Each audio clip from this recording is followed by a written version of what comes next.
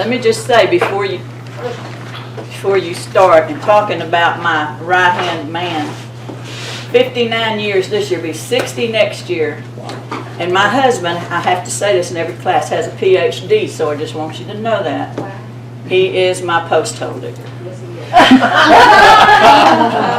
And he has planted and dug and planted and dug for many, many, many, many years. And when he's happy to plant and dig, but when I say she's not happy, I need to move her here, he puts the skids on. He's not real happy about that. So that's what Are all your roses girls? Every now and then I call one a he. Must be because of his name, I don't know. But mostly, yes.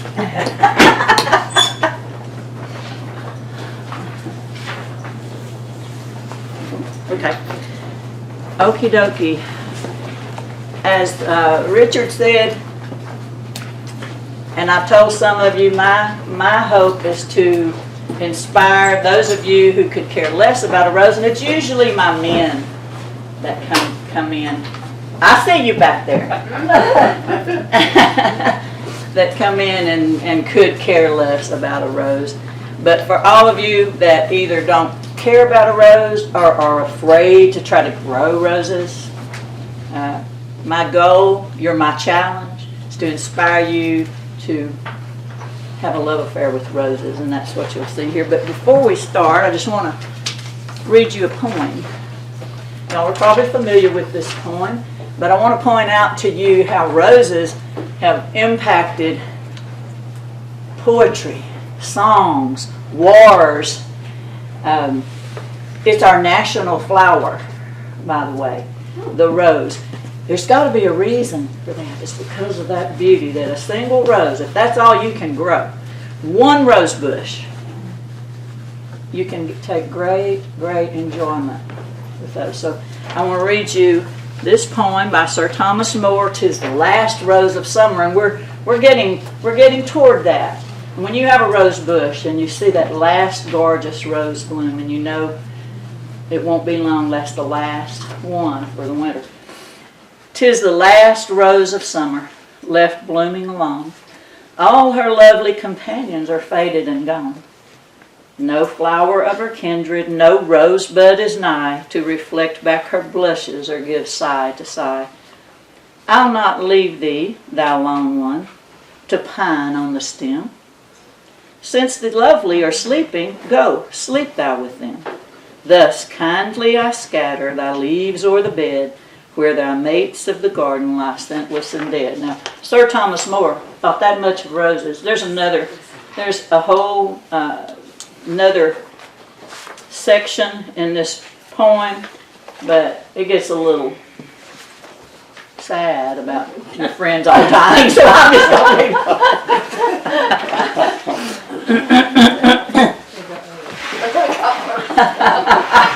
What? Okay, let's see if I can figure out my clicker. Okay, let's see here. Okay, well, let me just say, if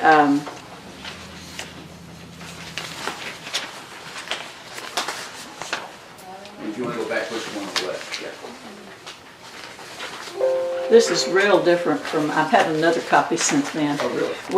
We had a little issue this morning in that my updated version that I spent much time changing my PowerPoint, and I'm not necessarily a tech person, you know. I didn't ring it. I didn't save it to this thing I brought it.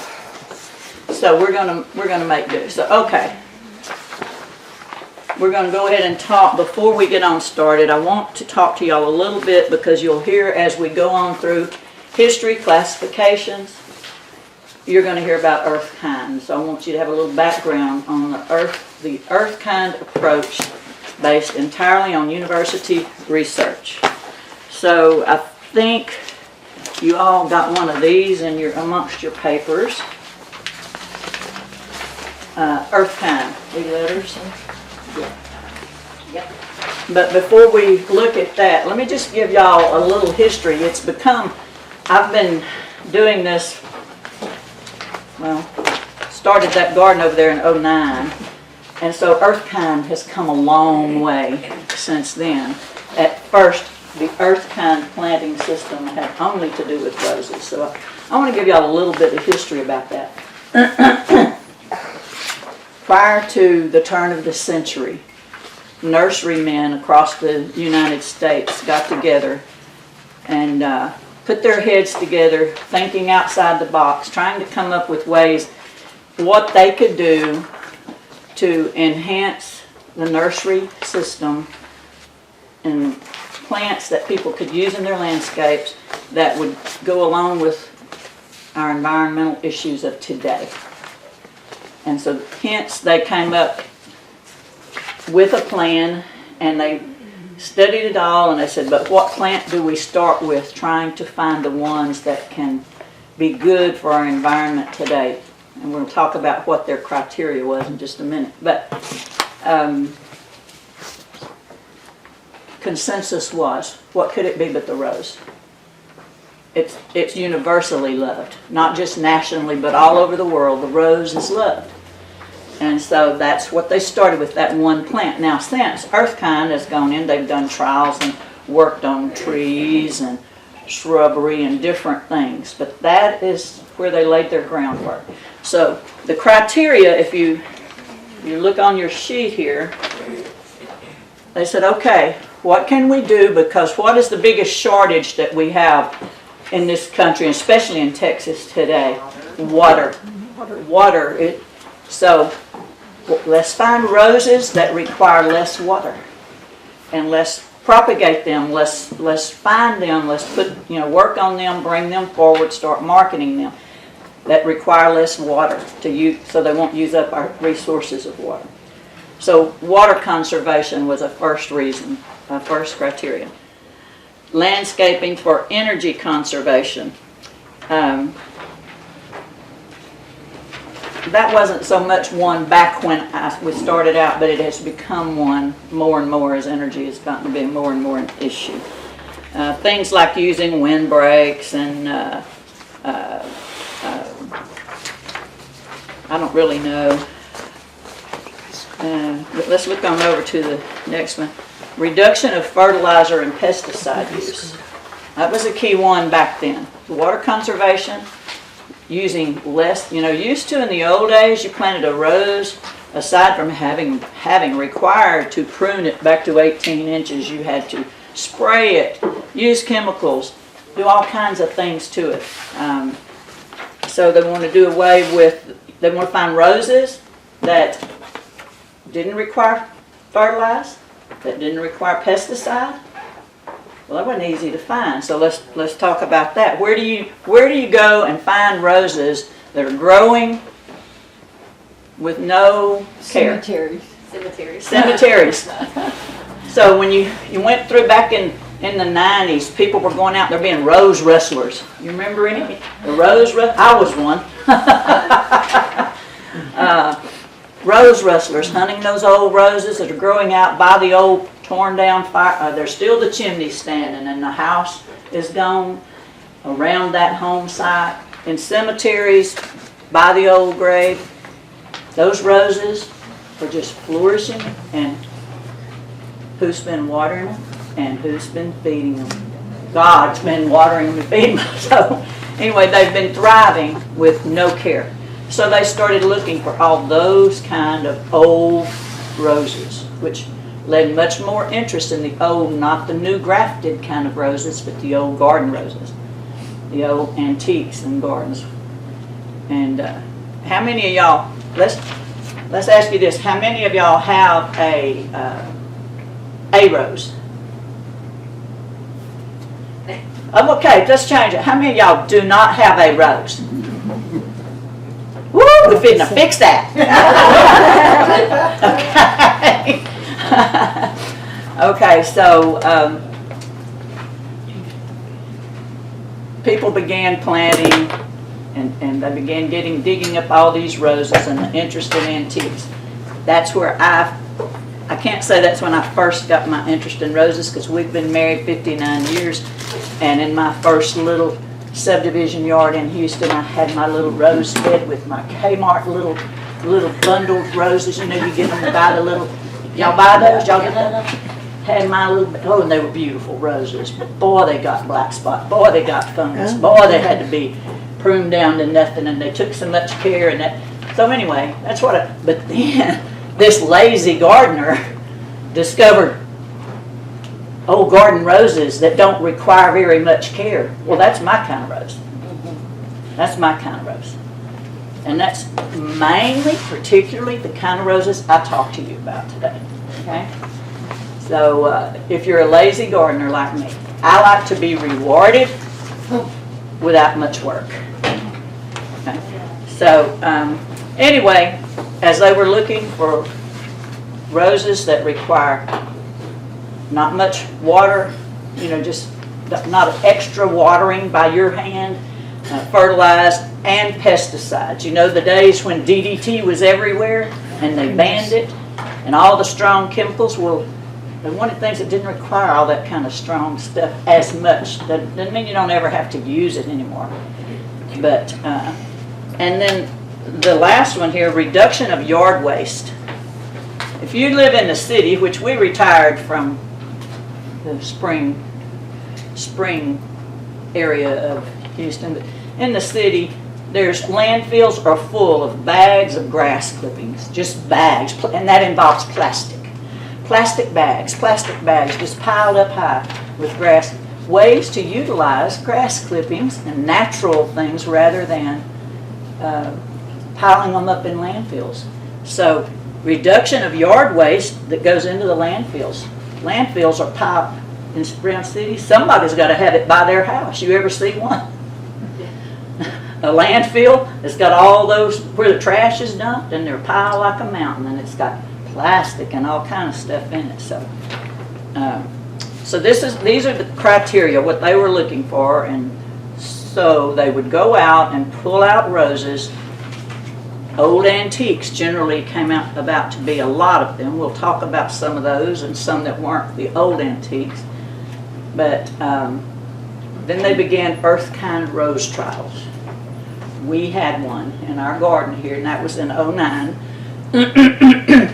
when a group of us started that and dealt with the chair of the A&M Horticultural, who was heading it up, Dr. Steve George, and he assigned me the roses and random plantings, exactly how it was to be done, everything. We made the beds, everything in it.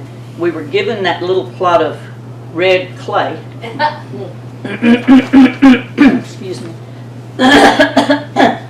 Which was former water tower, and we were given that to divide up and find a way to make beds, and they had to be. Thank you, sweet. Let me get a sip, y'all. I talk all the time. I don't know why this is an issue. Don't I, baby?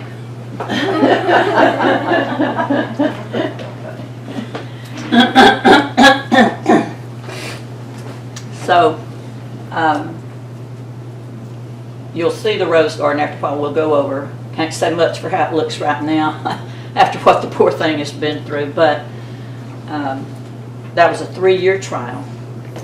And we had our group would grade the roses and on foliage as much as blooms or anything was the healthy foliage. They want roses that make a pretty shrub in the yard without whether it's blooming or not. Instead of the old roses that if they didn't have the blooms, they just grew straight up, sparse leaves, gorgeous blooms, things that would be a pretty garden shrub. So we judged for that, for disease prone, for all those things. So that's a little history of Earthkind. They gave us instructions of how they were to be planted the Earthkind way, which is what I'll give you before we're done. Very simple, very basic, and the kind of care we were to give them. But first, before we go any further, you have a pop quiz to take. I just want to see how much you know about roses. Y'all see your little, not all roses which exist in nature are red. Which of these is actually a red rose? You'll pull that out.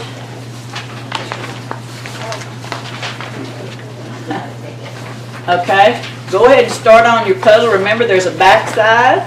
Just whip through there, and we'll see how much y'all know about roses. Not all roses which exist in nature are red. Which of these roses is actually a red rose? Joseph's coat, soaring spirits, Mr. Lincoln, fragrant cloud. Mr. Lincoln. Is that the one you got right, or did you get two? I guess I got two. So it's Mr. Lincoln. Mr. Lincoln. He really is a red rose. So that's a boy. That's a boy.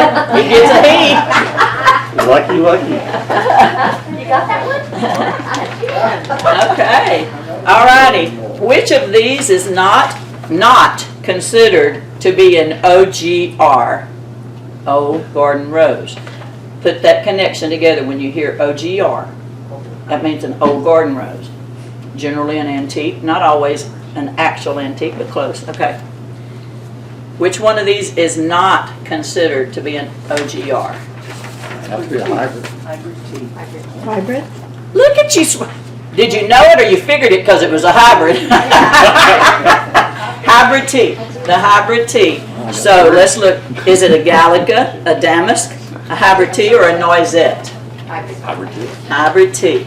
Y'all see, y'all are so smart. When I get through, I may not have to teach y'all. I can go home early. Okay. Where did the first yellow roses originate? In the islands of the Mediterranean, in the mountains of France, Afghanistan, and Southwest Asia, in the New World. New World. Southwest Asia. Southwest Asia. In Afghanistan and Southwest Asia is where the first yellow Wow. Oh, rose. that was a lucky guess. You got that. I did. Oh, he's also got the one that you already marked. I don't know how that happened. Oh, did he get you? Oh. Okay, let me just say this about yellow roses. Have you ever noticed that there's less of them? There are less different Yeah. varieties of yellow roses. They've always been the most difficult for them to, when they started, this is where they originated, they had an odor, not a fragrance. A sulfuric odor, if you know how that smells. Okay. And they were weak. They were disease prone. And so they've had a hard time ever breeding with genetics and hybridizing to get very many yellow roses that don't still retain not the odor, but the weakness and proneness to disease. Okay. So there are some, but not as many. Okay. Okay, roses used to be known to only bloom in the spring. Did y'all know that? Used to be? Worldwide. Only bloomed in the spring. But in the 19th century, something happened that changed that. And roses began to be developed that bloomed repeatedly into summer and autumn. Now that's my kind of rose right there. What happened to change the blooming habit of roses? The crossbreeding of China roses with European variants, crossbreeding of OGR with hybrid teas, repeat crossbreeding of hybrid teas, hard pruning of rose shrubs in late spring, producing faster growth in the summer. What y'all get?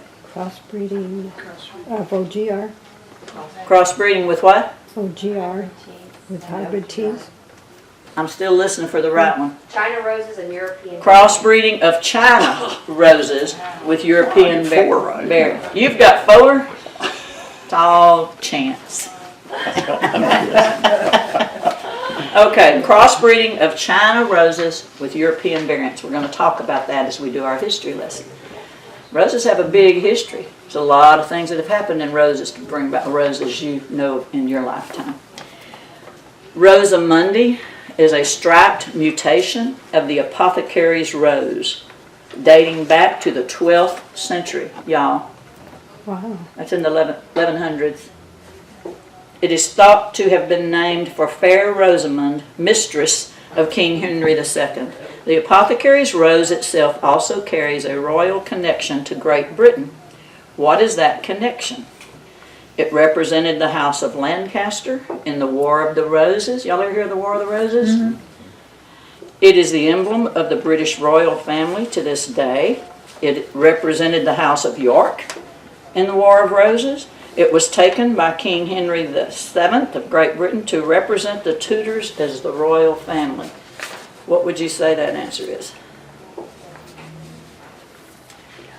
I'm going to Lancaster. How did you pick Lancaster? Did I mark yours? Now you're okay. It represented the House of Lancaster in the war. There were two tribal factions that were fighting. Wars have been fought carrying the banner with a rose on it. So it represented the House of Lancaster in the War of the Roses. Okay, and this one. Well, can I ask you a question? Yes, What kind of rose represented the other? We're gonna get to that. Oh, okay. Hey, you're thinking ahead of me now. Now where am I? Number 6. I don't have it on this test, so it's the House of York. The one that it wasn't on there. One particular thoroughbred horse race is known as the Run for the Roses. What race is that? Derby.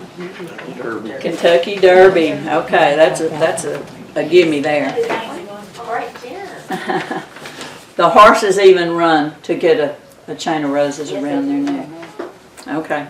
In 2004, a rose was developed to honor the victims of the September 11 World Trade Center attacks. What is the name of that rose?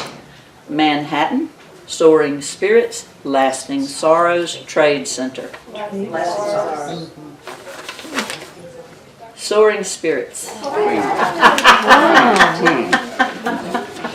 that right. Soaring Spirits is a climbing rose with pink striped single large blooms. Okay. Okay, I know this is one that y'all got. Sometimes, no. According to history and legend, a woman named Emily West or Emily Morgan played a heroic role in the story of the Texas fight for independence from Mexico. She was so important in this fight that a song was written about her. And what was the title of that song? She's the yellow rose of Texas. We all know that one, right? So songs, and not just that one. Many songs have been written about roses. Can y'all think of another song about a rose, a love song that has a rose in it? Anybody? Well, now it's in a song. Roses are red, my love. Yeah. Roses are blue. Yeah. So there you go. And a point. Lots of points. Okay. Sometimes you'll see a rose that looks as if its buds have fur. What kind of rose have you found? Moss rose? What kind? Moss? Well, that's kind of self-explanatory. But yes, a moss rose. Moss rose. One particular color of roses does not occur in nature, and for that reason, this color of rose has come to symbolize the mysterious and unattainable. What color is this? Blue. There's not a true blue rose. Blue. You can see things that say, "Oh, blue rose, blue rose." It'll be lavender. I can promise you, there is not a true blue rose. Okay. Okay, y'all are a little smarter than I need you to be for all the talking I got to do. Some of them. Okay, I did want to, if you'll pull these little things out you have in your stack before I leave Earthkind here. See what's next on this one.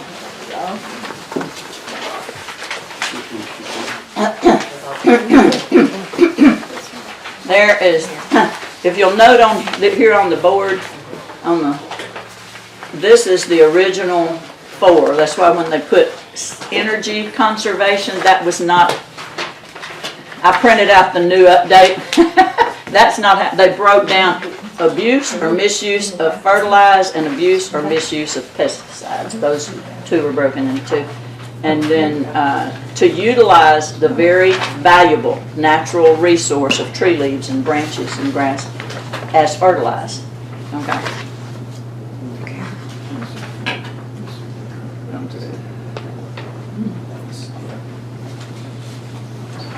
Okay, this is what I was looking for a while ago, the Earthkind. Okay, the world has a love affair with roses. The whole world. Let's rekindle ours. And that's what my hope is for you. And just before we go into the rose history, there are 23 roses that were named that got the label Earthkind. They don't always hang them on them anymore, but this is the label. If they were designated that they were awarded the Earthkind designation, they had this, you might find a rose with this hanging on it. And it says Earthkind. There's only 23 out of 1,000. And the gardens, like they had one in Tarrant County up by Dallas, that they had just huge fields. By the time we got roses that were assigned to us, they had come out of 3 years to 5 years in this huge, big, just out in the field. And all they got was water once a week. That's it. No pruning, no fertilize, no anything. And so the ones that survived and did well were passed on into the field trials. So those made it there. Now none of ours made the Earthkind designation that we were assigned, but there are benchmark roses, and the 2 benchmark roses for these trials. One, how many of y'all have heard of Belinda's Dream? There's many hundreds of roses that are my favorites. If I can tell you, if you can only plant one rose, it needs to be that. Okay. And the other one is Carefree Beauty. Those were the 2 benchmark roses. There had to be one of those roses in each one of my sections of beds to measure the others again. Okay. And now these are those that made the Earthkind designation. I won't go name by name, but you'll see them pop up as we get into rose classifications. You'll see some of those. So, but 23 was the last ones because they've gone on into fruit, vegetables, trees, they've, diversified more. Okay. Where do you find these? They're not everywhere, I mean, to buy, to purchase. Well, sometimes, Bobo's will have Belinda's Dream in the spring. She usually, because she knows, because we've done it so long, and she knows about them, and she knows that they're popular. You can find some of those there, but Tyler, there used to be a place in Tyler called Chambly's that I got everything from, but they retired. It was generational, and they finally closed up, and I would have all of their books. I used to teach y'all how to utilize these books, how to order them and what to read the terminology. But Tyler has a lot of good roses. Antique Rose Emporium, any big nursery rather than just your Home Depot. Now you might find at Home Depot or Lowe's, you might find a real commonplace one. I know you'll find the drifts and things like that. They're not Earthkind, but we're going to talk some about them too. Well, so all these on the list are garden roses? Old garden roses, and then there's another term called on root roses.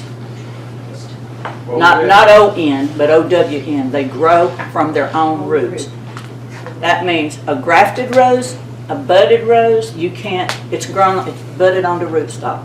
So if you take a cutting of that, you're going to get that scrubby old rootstock and not that rose on top. But if they're grown on their own roots, which, as we've talked through roses, she keeps asking the questions before I get to, she's on top of me. She's on top of me. No, that's She doesn't good. have any roses. But I will. She's, all right, that's what I like to hear, see? And him too, because he feels smart now. He's done whiz through the set. I don't know how to spell rose. Anyway,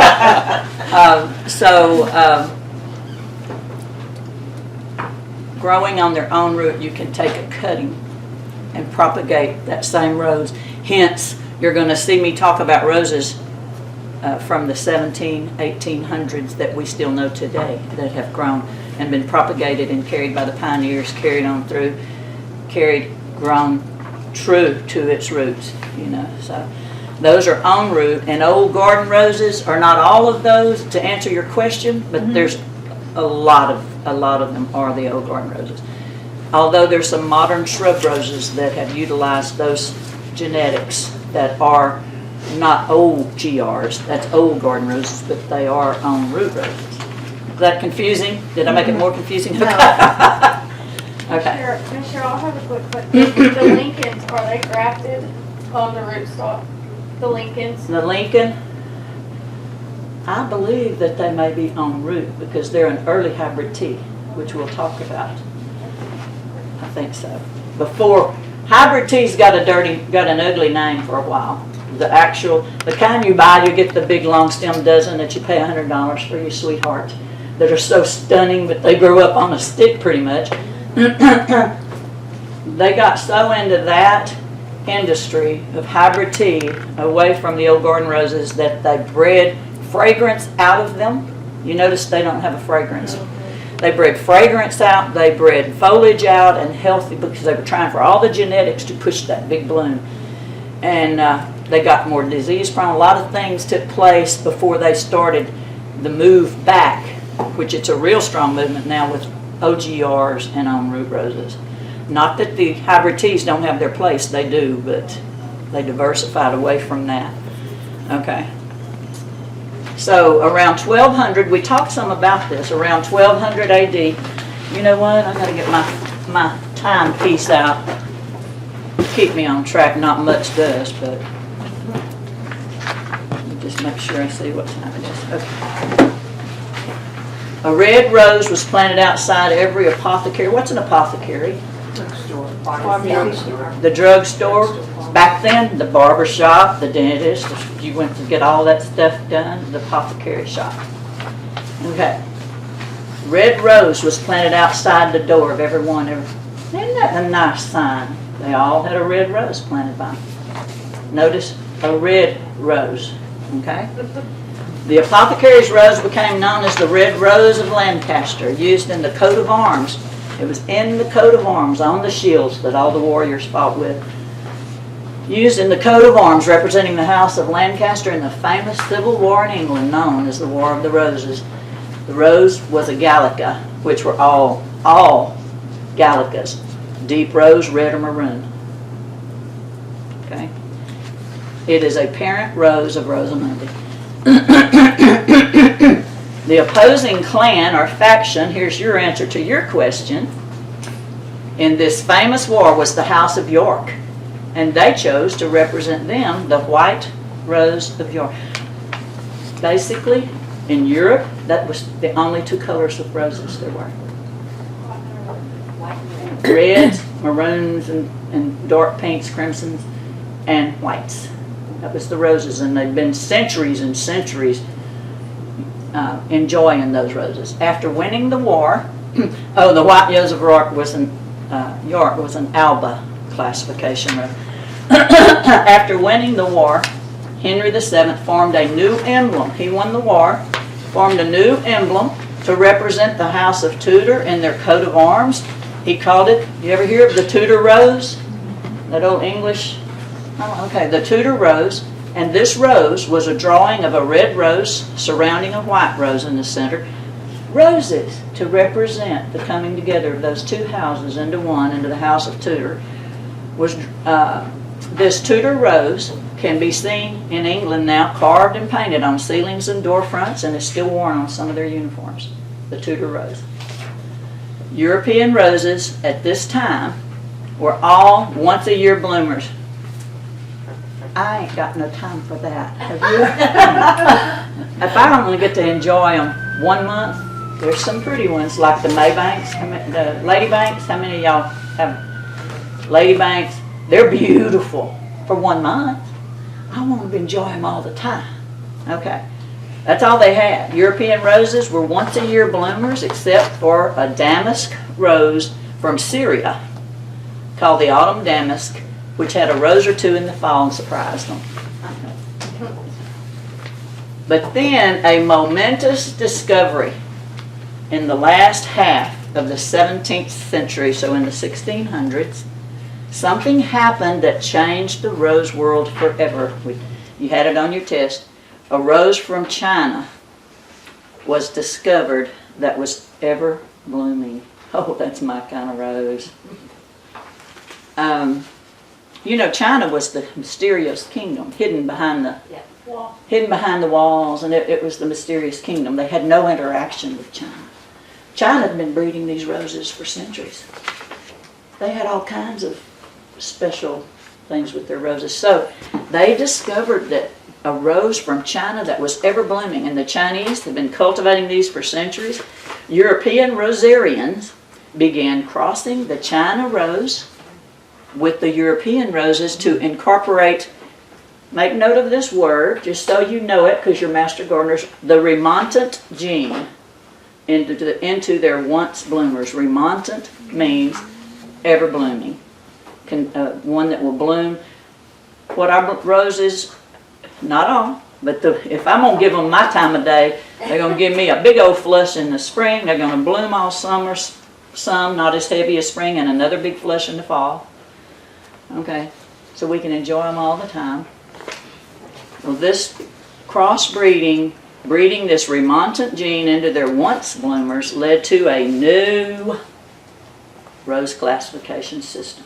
You may never use this again, but you're master gardeners and you need to know something about it.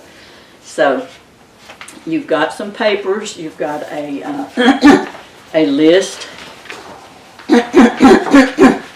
We're going to talk to it, but you have the list of them, and this is not an exhaustive list. There are others. This is the main ones I pulled out. That's in a lot of them. This is the ones you find, but you'll find them another one here there. Okay. Pardon? Rose classifications page. Rose classifications page, and then you have just a little one that just lists with space under it if you want to make any notes under those. That's just a note page. Okay. So there was the old European class. This had those old roses back then. The albas, the gallicas, the damask, centifolias, moss roses. They were fragrant and they were once a year bloomers. That was the old European roses back in the 16, 17. Was the moss rose, was it a low-growing rose, or? Not- I'm just listening to moss, it just had to do with No, the fuzzy, it only had to do with the fuzzy Right. buds. Hairy buds, yeah. hairy bud. Yeah. So the China class, this is a big class. This is a big class. The China criteria, the things they all have different characteristics for the classification that they're in. So China roses have silky flower petals, full bushy plants with dainty leaves, more dainty, and they're remontant. One of the founding parents, China roses are one of the founding parents of most of the remaining classifications have got China in them. Okay, it was bred into everything. And this lady is the progenitor in this country, Old Blush, from 1752, and her genetics are in most of today's roses. We have her, by the way, over in our rose garden. And she's a great old rose. She's not the most spectacular rose in the world, but I'd say if she's been around since 1752, she's got something going for her, right? Mm-hmm. Okay. And she never made Earthkind either, by the way, because she is prone to a little more disease than. Okay. Duché is from 1869. She is Earthkind. Duché is a China rose. Let me go back to, I don't know that you can see too much of the foliage there. See the daintier leaves on it? They're smaller, finer leaves. She did make Earthkind. I have 2 Duchés in my yard, and there's one in the rose garden. And it's a really nice rose. It gets about this big, pretty shrub. And then when she's in full bloom, those roses, and they're about this big. and deep petaled, fully petaled, and it looked like popcorn balls all over. Okay. Where do you find like that rose? Where do you go to find Uh, a specific? A Duché would be Antique Rose Emporium. A lot of these you find in Antique Rose Emporium. Some of the more modern shrub roses that are en route roses, you might have been more prone to find them at a big nursery like in Tyler. I used to go there all the time. And that Chambly's is closed? Chambly's is closed.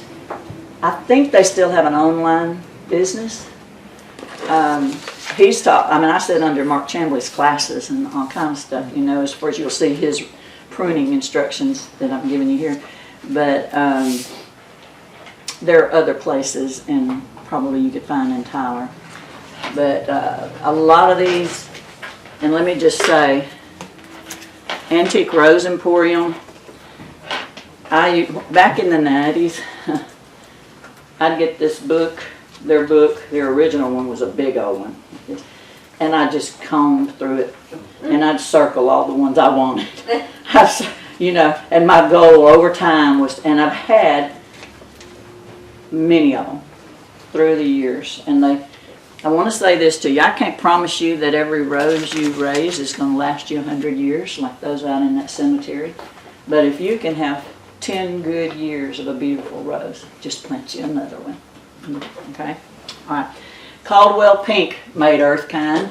That was an old rose. It's in the china because they know from its silky petals and its foliage. But it was a found rose. Back in the days of rose rustling, there were a lot found that they couldn't exactly know what they were, but they knew it was a china rose. So Caldwell was found near Caldwell, Texas.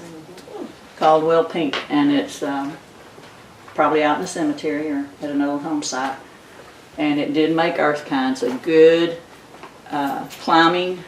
It's a climber, and that's big clusters of roses about that big. They're not big, but they just get thick, heavy clusters. Mutabilis, known as the butterfly rose, because it can have, and it's just a little open-faced 5-petal rose. But I had them in spring. I don't have them up here, but I had 2, and they literally got so big I couldn't prune them back. I have one. You do? The more you prune it, the more it grows. Yeah. How big is yours? It's not that big because I'm trying to keep it down, but it's probably about this tall. Oh, okay. Well, yours is good. If where I put mine that I put up here, it got too much bald, broiling sun. I think it just wasn't the perfect place for it. But what they have is orange, Yep. pink, yellow, and hot pink. Light pink, dark pink, orange, all that. And they flutter in the wind. The petals just flutter in the wind, and they look like butterflies of all colors all over it. It's beautiful. In Houston Heights, there was a famous one that they always talk, anything you study on roses, about the one on Heights Boulevard in the Heights. Enormous one, you know. But it did make Earthkind, and it's from 1894. For the most part, I'm a proponent of roses that have densely petaled, cupped, perfect picture of what you think a rose is, you know, or the unfurling, beautiful. But there is a place in my heart for that type of rose, for their own special beauty, especially if they're different colors. Okay. Spice Rose That's pretty. is an Earthkind rose. Now it's very similar in its appearance to Duché. This was found in the Spice Islands. It's a found rose. They named it Spice Rose, and it is china because you can see the fine, delicate foliage. The roses are about this big. The way it's a shell pink, where the Duché is really white. But they're similar in size, and it'll get covered with those blooms. And it smells like spice. It has a spice fragrance. Where'd you- Yes, I'm sorry, where did you say it was found? it was found in the Spice Islands. Oh, makes sense. And then this is Archduke Charles. It's just a kind of a favorite of mine, and I have planted one in the front of the rose garden if it'll just take off. My goal is for it to get very big right there by the gate. But it's doing okay. It hadn't gotten there yet. But up in the horticultural garden up in Tarrant County, they have one of these. You can see it from a distance, and it's huge. And you look, as you see it, you're amazed because it looks like 2 or 3 different colored, full-size roses on the same bush. They're very striking because they fade to different colors as they go. So you have the deep magenta, red, and then the pink, and then all the way to a white, and all that's all over the same. It's very beautiful. And it's Earthkind also? No, it has not made Earthkind, but it is an OGR, an antique, a true antique, 1837. We'll talk about what makes a true antique. Cramoisi Superior. There's a couple of these. This one was from 1832, and this one, Louis Philippe, 1834. They're cousins. Same genetics. Let me go back to Cramoisi. I love this rose. When I was in spring, I had this rose hanging over a white picket fence in the garden, and it would just hang over. It would get like big, like this, and just hanging over. And it's not a cut rose. It drops petals, so the ground will be covered with petals all the time. It drops its petals, but it smells like Grandma's rose milk. It has that old rose fragrance, really strong in the air. It's just great, and covered with roses. So that's a good old antique if you can find one. Louis Philippe, cousin, got very famous in French Rosarians over there. The king, Louis Philippe over there, it was named for him. And it's just like Cramoisi Superior. The only difference, I can tell them apart. They can be told apart by this one has a white slash in the leaves. Ooh, pretty. Go back. These are solid, pretty roses. These, you'll see little spots of white in the leaf, in the petal, not in the leaves, in the petals. Okay. And it has the same fragrance, same style. And it's not good for cut roses. Some roses are good for cut roses because they last, and some you just enjoy the fragrance and how your ground is covered with roses. Okay, the Noisette class. All that was just a smattering of what was in the China. There's many in the China class. This is the Noisette class. Fragrant, remontant. They're pale shades of pink, cream, and yellow. That's the only colors that can be Noisette. Pink, cream, and yellow. Mostly they're climbers, or you ever get roses that are just upright roses?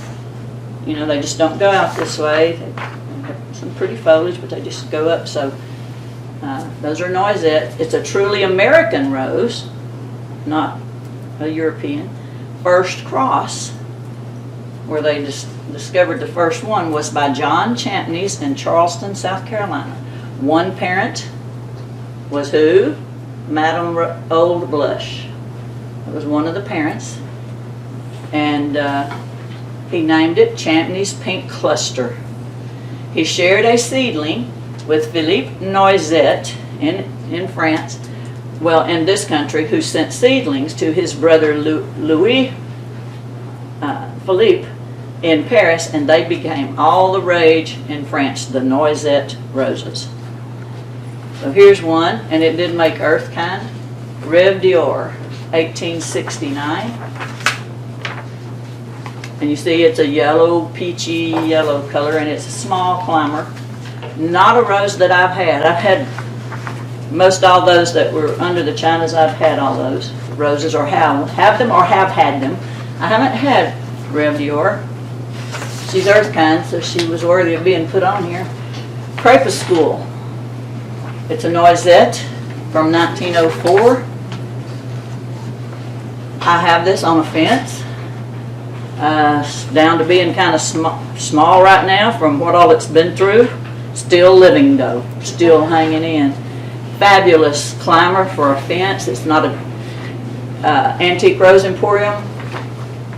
Had one. I don't know after all we've been through this past couple of years if they have it, but it covered a whole side of one of their old houses. This rose, Crepuscule. Gorgeous color blooms. That is, they're more yellow. They're yellow. More, it looks a little pinky, but they're really more yellow. Madame Alfred Carrier from 1879. I love this. I love it. I love Madame Alfred. All the old master gardeners back in the early days, everybody loved Madame Alfred. They called her Madame Alfred. But she is fragrant, thornless. Wow. She'll it's a climber, but a modest climber that just will go, you know, kind of over things, not go get carried away. And she has drooping blooms, which we'll talk about the difference then. But they were called nodding roses. Many times in the all through the ages of roses were nodders. Their blooms would hang on their stems.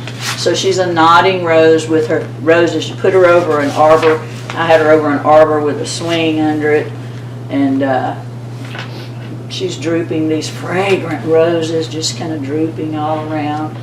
And you can even brush against the foliage and you smell that fragrance. That's how she's so fragrant. The blooms are about like that. Fabulous rose. Is it year round? I mean, Yes, spring, yes, summer, yes. fall? Sporadic in the summer. Most of your remontant that go year round are not heavy bloomers in the summer, but they're gonna bloom. You're gonna have some blooms off some of them. Yeah.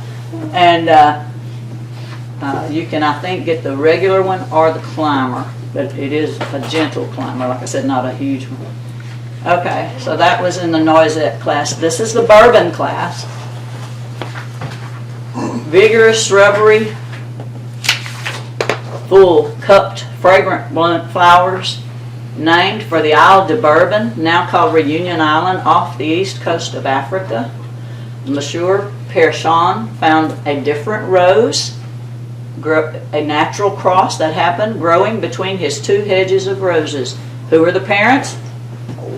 Old Blush and Autumn Damask, that turned out to be a new race of rose from those two parents, with this vigorous shrubbery and full cupped flowers. This is a fabulous rose. Didn't make Earthkind. Her sport, her daughter, which is off of her, made Earthkind. We'll look at her next. But 1843, a true antique. We had one for several years by our driveway. You could drive down the driveway and the fragrance would just waft into the car if your window was down. Just huge. Blooms are like that big. Oh, wow.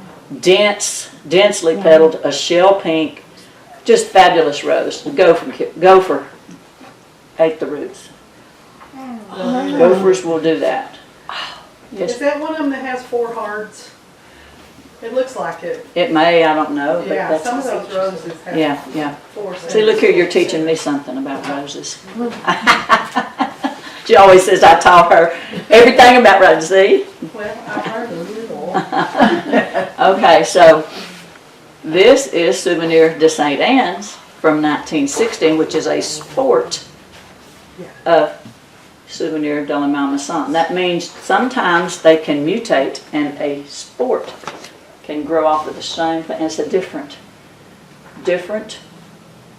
than the mother plant. It's off the mother plant, not a cross where between two hedges where a natural cross from pollination happened, from there.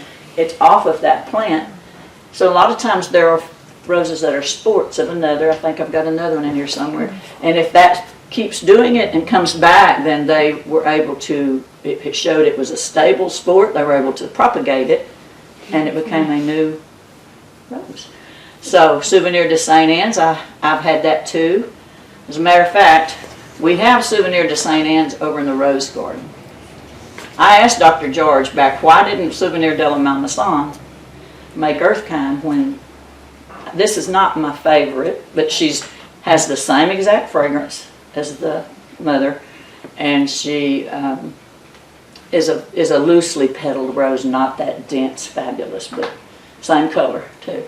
He said she's not prone to disease, and Souvenir de la Malmaison was too prone. Earthkind is not that they can't get some black spots, but they can throw it off. Nothing is perfect and will never have some disease, but they're able to have it. You pluck the leaves or do whatever, and they go on. You know, they can overcome and survive disease. They're strong and hardy. Okay. Zephyrine Druhan is also in that class, bourbon class. I don't have this rose.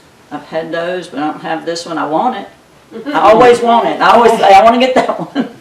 It's supposed to be a fabulous rose, but look at it. Isn't it beautiful? 1868.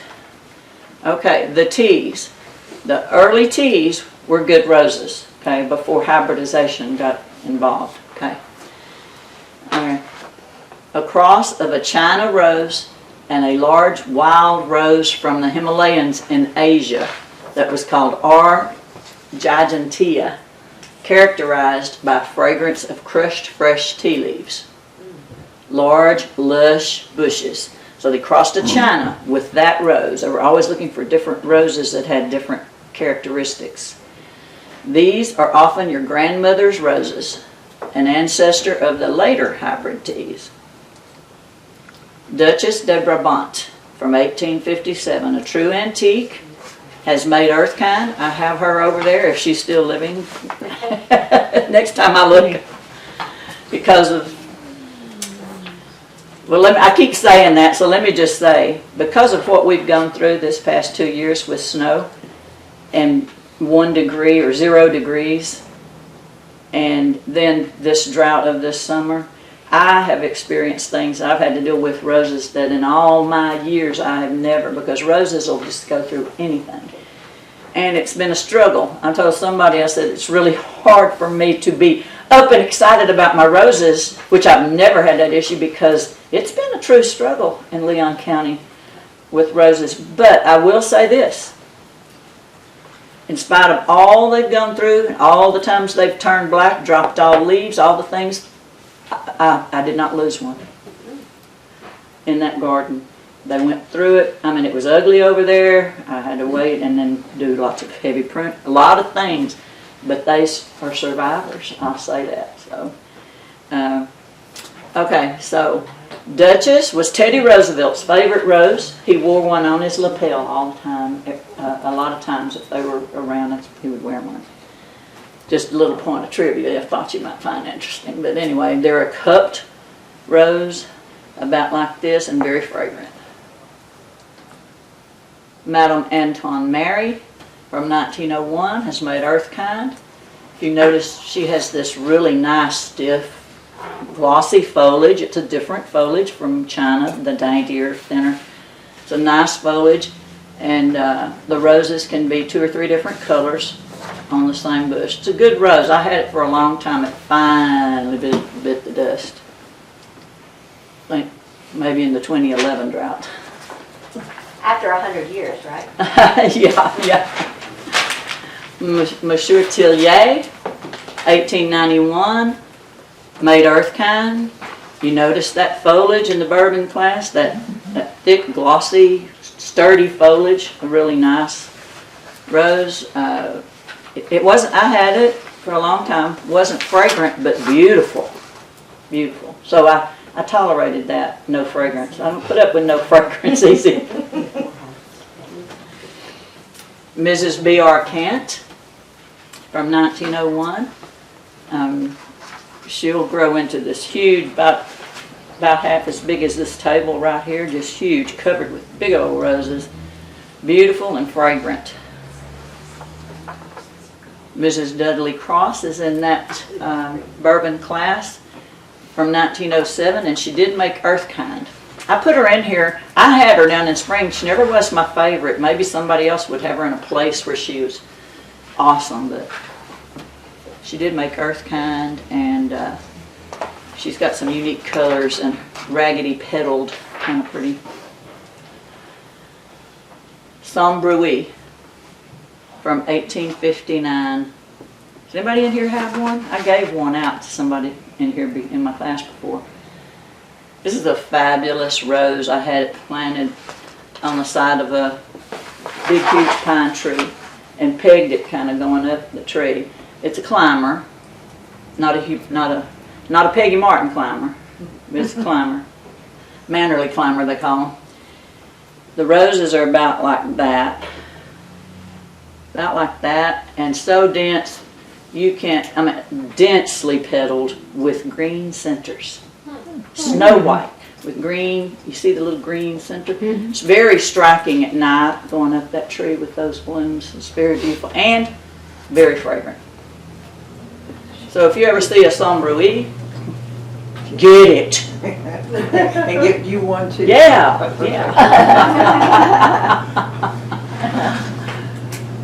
Peggy goes to church with me, so so I'm gonna hold you to it. You run across it.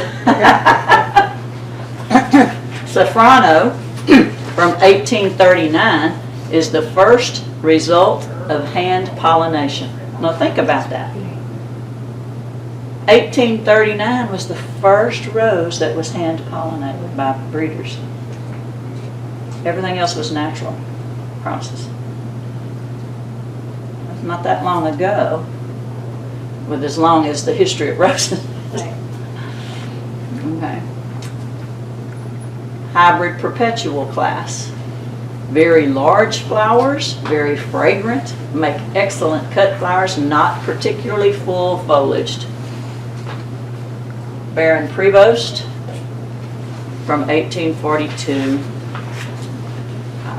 I have this one over, I found that one and I have it over against the fence. It grows straight up. It's a good rose. This is one that I had taken off of, I did away with the slide on the one I updated and didn't bring. Paul Neyron, I've always had it on here. It's from 1869 and there's not that many in the hybrid perpetual class. Can be 6 to 7 inches wide. That's why I had it in there. Can be that huge. Grandma's cabbage rose. But I don't think you can find them anymore. I've not ever had it. That's another one I always wanted to find it. I've never found it. I thought I might as well take it off. They can't. Nobody can find it or get it. So, but Paul Neyron, I just can't imagine a rose with a face that's 6 or 7 inches. The early hybrid teas. Okay. Early hybrid teas are not bad guys like the later hybrid teas became for a while. Okay. Early hybrid teas, a major event happened. And this is a very, very big event. La France was born in 1867. Hybrid perpetuals, bourbons, and European roses were being crossbred with the tea roses of China. La France was the result of the first cross. This was so significant that 1867 became the classification date that separates OGRs, or antiques, and modern roses. So when I say a true antique, its birth date is prior to 1867. To me, if they're 1879, 1901, they're still antiques to me, but officially. So you know, what separates antiques from modern day roses is this change that they bred into them, so that those nodding roses that I talked to you about, how so many were nodders and had the weak stems, a gently unfurling, high-centered flower with strong, sturdy stems, unlike their nodding ancestors, that they could hold their heads up high like those gorgeous tea roses with the stiff stems and the beautiful rose on the end. That was born in that cross, first time. Later inbreeding in the class of hybrid teas began to weaken the whole class. La France, that's the rose that changed everything. 1867, you see the stiff toe and its unfurling, beautiful center up on a stiff stem. Any of you know about the rose peace? The old peace rose? Most of us have had peace. She's an early hybrid tea, so she's one of the good guys. Named the day Berlin fell to the Allies. That's what Peace, why she was named Peace. How many of you had Queen Elizabeth? I did. The old Queen Elizabeth. Beautiful rose, fragrant. I got a good 10 years out of that girl, both of those. 1954, she was named for Queen Elizabeth. There's Mr. Lincoln. Early hybrid tea. You got one of those? I had one in You Dallas. had, you had one? They're beautiful. Yeah, they're beautiful. Early hybrid tea, 1964. My first daughter was born then. Chrysler Imperial. Anybody had that one? Yeah, had that one. Beautiful. 1952. That's when the car came out. Remember the old Chrysler Imperial? Beautiful car. And rose. Dame de Cure. Anybody have Dame de Cure? 1958. I've had Dame de Cure, and she is stiff foliage, stiff necks, and one of the deepest lipstick red, they call it. One of the deepest reds you can find. Gorgeous rose. Not fragrant though. Okay, polyanthus and floribundas. I love floribundas. Oh, how I love them. 1872. A natural cross between a wild, white, fragrant rose from Japan that grew in clusters. Oh boy, now they're getting into clusters on one stem. And nearby pink chinas. This cross took place in a French nursery, resulting in the first polyantha ever blooming clusters. Later, these were crossed with hybrid teas to develop floribundas. How many of you know about Cecil Bruner? The old little sweetheart rose, they call it Cecil Bruner, but everybody says Cecil Bruner. Little sweetheart rose grow in little clusters, little tiny rosebuds.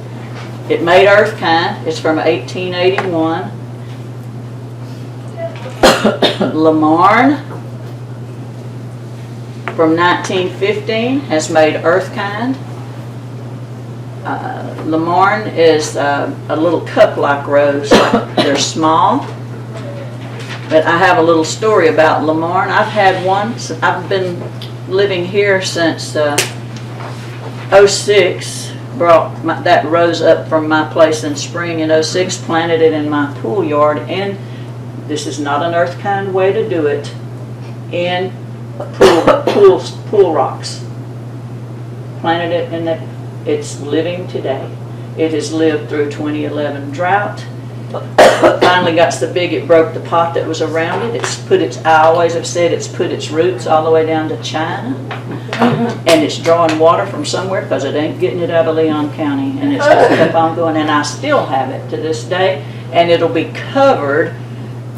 Their beauty is that the bush is covered with these roses, as they're not individually. Yes, sir. What are pool rocks? Oh, you know, the white pool stones. Oh, they're actual. Yeah, stone, Stone, you know, okay. yeah, that we have in the pool. I thought there was some secret there. Okay, so Lamarne is a good rose, and she never quits blooming. Blooms all the time. Night owl. I love this rose, and I'm not a big fan of these open-faced roses much, but that's one I do love, and I have one, and we've made a cutting off of it. Now I have it on the fence. It just took right off from the cutting. My husband is a propagator. TJ has a 50% probably rate on taking the cuttings and propagating. And let me just say, in propagating roses, when you do that, just be sure you don't propagate patented roses and then go out and put them out on the square to sell them or anything like that. You can propagate stuff for your own use, but old garden roses are not patented anymore anyway. So, but we always try to grow more, and so he has his nursery of all his little pots with everything stuck in it, and by the barn and by the water, and not in extreme sun. So that's. But night owl is one of these straight up. It's not a climber, but it grows straight up high.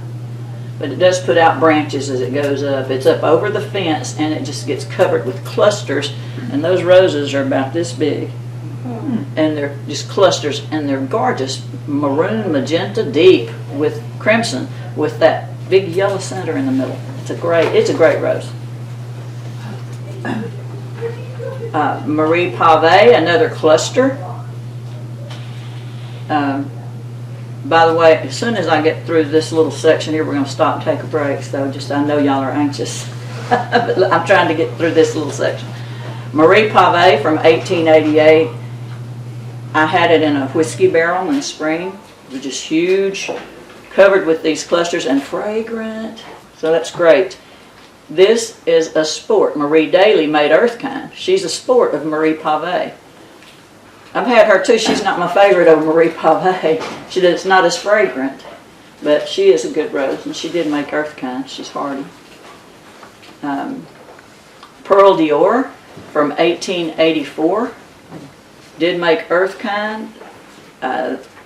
One of our master gardeners, Sarah, that's passed away now, had a hedge of Pearl d'Or. She'd always talk to me about her Pearl d'Ors, how her Pearl d'Ors were doing. And it's a peach. You can't tell that they're peach, but they're strongly peach, about that big, and they're just clusters of them and just covers. And she had a big old hedge with these clusters of peach. So that's a nice old antique. Climbing Pinky, made Earthkind. It's like next to Peggy Martin. It is, until Peggy Martin, this was the carpet rose that had it just has carpets of pink over. Like, I fix arbors with, we'll use post and take a 16-foot cattle panel and arch it over the post, and then if I want something to spread real wide like that, I had Climbing Pinky over that, and it would just be solid pink. So it's that's at Antique Rose Emporium, by the way. The Fairy from 1932 is Earthkind. It is in that class. It's not my favorite rose, but what it had going for it was the only thing we had before drift roses that would stay low and grow low. So you'd see them on the highways. You would see them, that's what I had first, under the sign over at the Rose Garden, so it would stay low and under. Now I finally pulled her out, and I have now drifts, because drifts took the place in my mind of the Fairy. But Julia Child, anybody got a Julia Child? I had a Julia. Okay, beautiful rose. Most find that it gets just taken over by black spot smudge or disease, that they finally, you enjoy it for a while, but it is a nice rose. Hybrid Musk crosses made by Reverend Joseph Pemberton resulted in this class of large, arching, cascading, and some climbing roses. Buff Beauty is one of those from 1939, and that is a gorgeous climbing rose, and it'll take over the side of your house. One of the master gardeners had it growing up on the end of her house, and it was just humongous. Buff Beauty, gorgeous rose, buff colored, peachy buff, beautiful. I can't say enough about Skyrocket, 1939. I have two of these. I try to get TJ to make cuttings all the time. They grow in my granddaughters that are now married or in college. When they were little, they'd say, "Mammy, I know where I'm coming when I get married to get my bridal bouquets." They grow in bouquets. That's like on one stem down here. And you have these bouquets just hanging, and it just gets covered with those all summer. It blooms all summer long. I love that rose.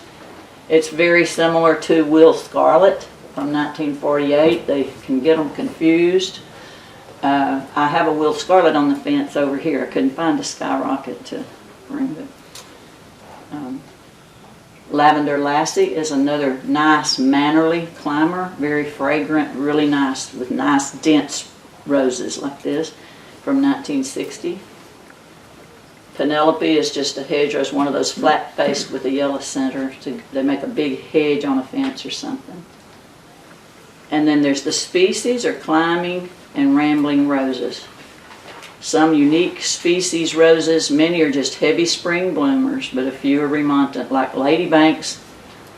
How about seven sisters? Anybody got seven sisters? Every spring they spread. They're all up in the trees and the fences. They just bloom in the spring, but the pioneers carried those all over the country, the old seven sisters. New Dawn. Anybody got a New Dawn? That's shell pink. It looks almost white, but it is a shell pink, and it's a huge rose. I have one. I moved it off of an arbor because it was just taking over everything. Put it on a fence, and it'll cover a whole fence. Gorgeous blooms, fragrant, and thorns, for goodness sakes. Very thorny. Dublin Bay, a Griffith buck rose, beautiful red climber. Shrub roses. This class of roses might best be titled miscellaneous. Most of these are modern, but they're shrub roses with the own root, grown from own roots. Though some are old, and most have kept the charm of the old-fashioned roses, many of today's great roses fall into this category. And there she is. There's Belinda Stream. She's a shrub rose, but she has the bloodline flowing through her of these strong modern roses that can be grown off their own root. But look at those roses. Every rose is a picture of perfection, of what a rose is to look like, and the fragrance is to die for. They'll stay a good cut rose. They hold their shape and form. They grow in clusters. I have 2 or 3 at my house, and then there's 2 at the rose garden. She is Earthkind, and she was one of our benchmark roses in the trial. Seafoam is another Earthkind that is a white. If you have a place like that, or you have a place you want a ground cover of white pom-pom roses this big, snow white, that you'd like to put some. I had it in a flower bed around the corner of my house with other things. We had to take it out. It's in a pot right now, and it's still living. And it's sitting in a black pot at the barn because it's beautiful. The solid white roses, but they're thorny, thorny, thorny, and it took over everything. So if you've got a place, because it grows low, seafoam. The Gay Hammond rose is a new rose. I've managed to get, I have 2, one on either side of the deer in the rose garden, and the only place that I know of that they can be found sometimes is at Arbor Gate, named for a rosarian named Gay Hammond that I've sit in her classes. Now she is a true rosarian. I am not. I'm just know enough to be dangerous. You are. I know enough to be dangerous. I love them, and I've messed with them for many years, but she is a rosarian. To hear her speak, she is a hoot. She was sent this rose by a breeder. She got this little box, this little bitty stick, and said, please put this in your flower bed in Houston. She was former president of the Houston Rose Society, and see how it does. And she said, I thought, oh, you poor little thing, you got a little chance, is what she said about it. She put it in the ground, and it just took off like something crazy. Well, he named it the Gay Hammond Rose, but it's still just being marketed through Arbor Gate. That's the only place as to yet I've found Arbor Gate. Anybody know where Arbor Gate in Tomball? Yeah, now Arbor Gate's a place you can find some of these roses. Okay. We're going to stop before I talk to you about David Austin roses and let y'all take a break. Can I ask you real quick? Yes. A round figure of how many roses on your property? Well, you should have asked me that 2 years ago before all this terrible weather. I have had like 140, but see, about somewhere like that. But I stick roses. I had in spring, I had a nice rose garden with a fish pond in the middle, and very landscaped. We have a ranch now, so I have them out along the fence. I purposely did not want to get back into the maintaining of a bunch of, but anyway, I have roses just scattered here and there along the fences, wherever the cows won't eat them. So by the garden, which the cows can't get into. And how do you handle deer? Because deer eat mine. I was thinking she had a high fence around their whole property. No, we have dogs, and so generally the deer don't come up into the front of our property. We have deer all in the back of our place, but But we have, y'all have dogs? No. I have dogs and my deer are used to my dogs and they're friends. Yeah, They well, go for a jog. well, now, we have a little bit of that, but generally they'll chase them and they don't like it. So we really don't Okay. have, now I will say we put a bed a little further away from the house, over by the barn. And these roses were just taking off and they were doing awesome. And the next day I come out and they're sticks. They're gone because the deer did come in and do that, but we don't have, but that is the problem. Everybody says, if you can tell me what to do about deer. And I said, well, that's the one thing. I will say this, they don't like motion, there's motion waterers that go shh, shh, shh, shh, and with a motion detector. You might try to find one of those. They say deer be gone, that kind of stuff. Some will say, oh, that worked so good for me, and the next thing I hear, well, it didn't work now. I don't know. Yes, ma'am. Is there a certain time of year you should plant roses? And then also, you talked about propagating and just like sticking the stick in the ground. Is that the best way to propagate Yeah. a rose? Hold those questions. We're gonna talk more about all that Yeah. stuff. So remind me of those two questions. Let's take a break, because those are good questions. Okay, are we ready? We ready to go? Ready to roll. Ready to roll. Got some more of them. We can get our men to quit gabbing. We tried. Y'all out voiced us before so we had to wait till y'all settled down. Oh, I see. You had to wait your turn. Exactly. I did want to throw in, and I had a picture of this one in the one that I redid in the Floribunda group. But y'all, I have discovered another rose. Can't say it's new, and it's not one of the old garden roses, which is why I probably hadn't discovered it, because I'm kind of branching out a little bit now more. But there's a rose called Ebb Tide, and my son-in-law and daughter saw one in El Campo at a nursery. Of course, that's really South Texas, so it's a stretch. I'm trying to get it to grow up here, but huge, in this huge pot, and it's huge, covered in dark purple blooms, and fragrant like cloves. See if I can find a picture. It's a Floribunda. Is it Earthkind? Oh no. Oh no. It's not gonna be for us beginners. Well, yeah, anybody can, I have no idea if it's gonna work for me. Oh, that is pretty. Do you find it? Yep, she's got.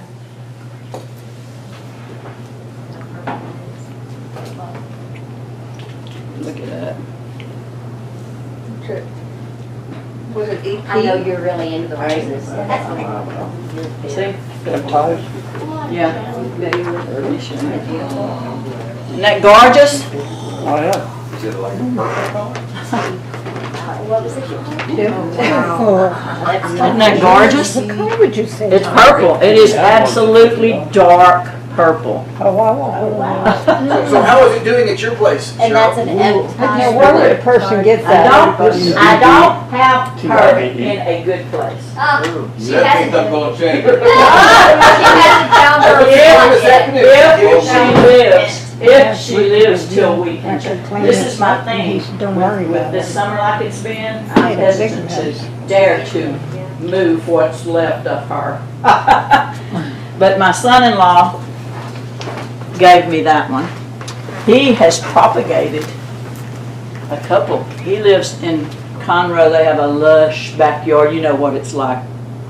Humidity and the temperatures and all that down there. I could grow a lot more things and different roses and things when I lived in spring than I can here. But I put it in a place and didn't leave it in a pot. I wanted it in the ground, and I thought it would do well there, so I could enjoy it all the time. I didn't want to stick it out by a fence or somewhere, because the ones that are really special to me, or like Madame Alfred, where you can brush against it and you smell it. There are roses you want near you, for fragrance and just enjoyment. Anyway, put it by the carport, at the corner, where we're out and about there all the time, Too much, it's getting too much heat and sun, I guess, so it's living. That's all I can say for it. So obviously I think it needs something that has more high shade, filtered with a little bit of shade and sun. They gotta have sun. Roses have to have sun, but anyway. Some people will comment, well, mine is just magenta or a pinky purple, but mine has bloomed several times and it is that color. And what's the name of it again? Ebb Tide. Did you see the picture? Yes. Ebb Tide. I'd say if you run across one, get it, plant it. One of us in here is going to succeed. You can tell us about it. It's well worth it, right? Okay. Jim's gonna get one. And there's no such thing as a blue rose. No, Well, in this drink. You see them advertised you on the do. You face. do. But when you see that blue rose advertised, you get it's going to be have a little bit of a mauve-y look to it. True blue, like a plumbago. Y'all have plumbago? Ah. Well, we had it and it comes back every year on the east end of our house, down the wall of it.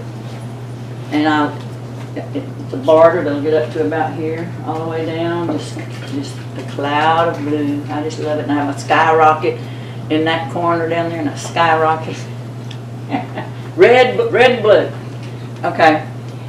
I want to talk to you a little bit about David Austin roses, some different kinds of roses. David Austin is an English hybridizer, so his roses were bred for cottage gardens, of course, in the type of environment you have in England with the misty and the more tropical. So they are a little harder to raise, but they are so worth it. I always tell everybody needs at least one David Austin rose just to have experienced it. But they're absolutely awesome fragrance. I mean, like, some of them are real lemony. The fragrances are just like nothing you've ever. Gorgeous cupped blooms. Heritage is, this is maybe the most hardy one that I have one right now, and I've had it for years. As a matter of fact, I have two. And it gets up about this tall.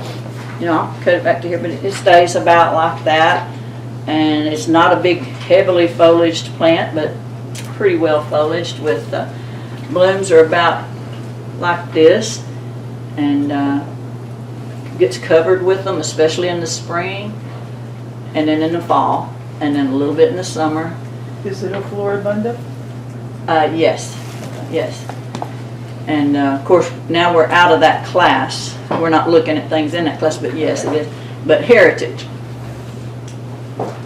This one is my absolute favorite.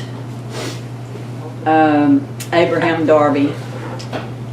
I've got one over there in the rose garden. I was determined to try to grow, and it's been growing because we had that water leak, so it started doing good. But I was fixing to dig it up because it was dying. Let me just say, it's about this tall over there. I'll show you, but probably doesn't have a bloom on it now. But 2 weeks ago, it had. The blooms are so big that the limbs can't support it, and the blooms will hang down and kind of almost be sitting on the ground. They're this big. Dense. Now, it's not pink. It is peach. It's peach with sunshine coming out of the middle. That's not a good likeness. Abraham Darby, and the fragrance, I can't even describe it. It's just unbelievable. But it does have a lemony kind of fragrance. Pat Austin, named for his wife. Beautiful orange. That's a good one. Jude the Obscure. I put this one because it's supposed to be one of the most fragrant roses there is. I didn't have very much success in the bed. I don't always put them in the right places. That's an issue I have, and I don't have a lot of right places. The sun, I've got lots and lots and lots of sun, and the sun I have is pretty deadly sun. You know, so, and roses do need 6 to 8 hours of sun, preferably morning sun, to be ideal. So Jude the Obscure, the fragrance is unreal. Graham Thomas, a beautiful mannerly climber, semi-climber they call it, good fence rose, butter yellow, gorgeous color. If you can get one and grow it, if you get 5 years, 10 years, enjoy every moment. I'm sorry. Now I wanted to talk to you about his name is Will, and I corrected that on my new thing. Will Rattler Roses. Will Rattler, you may know who he is. He is the man who bred the knockout rose. And as some say, became issued in a new era of a new kind of rose, and we all know now. I have brought, there's going to be 3 roses given away today as door prizes. And I am not a big proponent of anything but the old garden roses and old shrub roses and things like that. I'm not a great big knockout fan. However, they have their place. If you want something showy to be seen from the street, that's just really in landscaping for a lot of color and showy, and they are hardy, knockouts are good for that. They just don't have the individual beauty in the roses, which is what, when you love roses, you love roses, you know what I'm saying. Did you say this was a climber? No, knockouts are not, not climbers. So he hybridized the knockout rose line about 2000. So right about the turn of the century, and boy, have they just taken off. How many of y'all have a knockout? What color? What kind do you have? Pink and red, Okay. and a yellow, actually. Okay. Pink, mine's pink. There's one of them. Let's talk about. Let me just say that the Bill Rattler hybridized it and marketed through the Star Roses line. Star Roses is also the line that has the drift roses as well, which. Wow. Is he Yeah. rich now? So there is the only knockout that made Earthkind profit. You know, they're really not making them right now. They're in other things.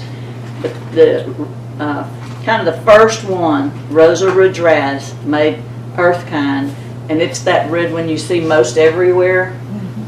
Yellow ones are not typically. A lot of times your yellow things like that, the yellow drifts as well as yellow knockouts, they don't seem to do as well. They're not as hardy. Their flowers are not as pretty. That kind of thing.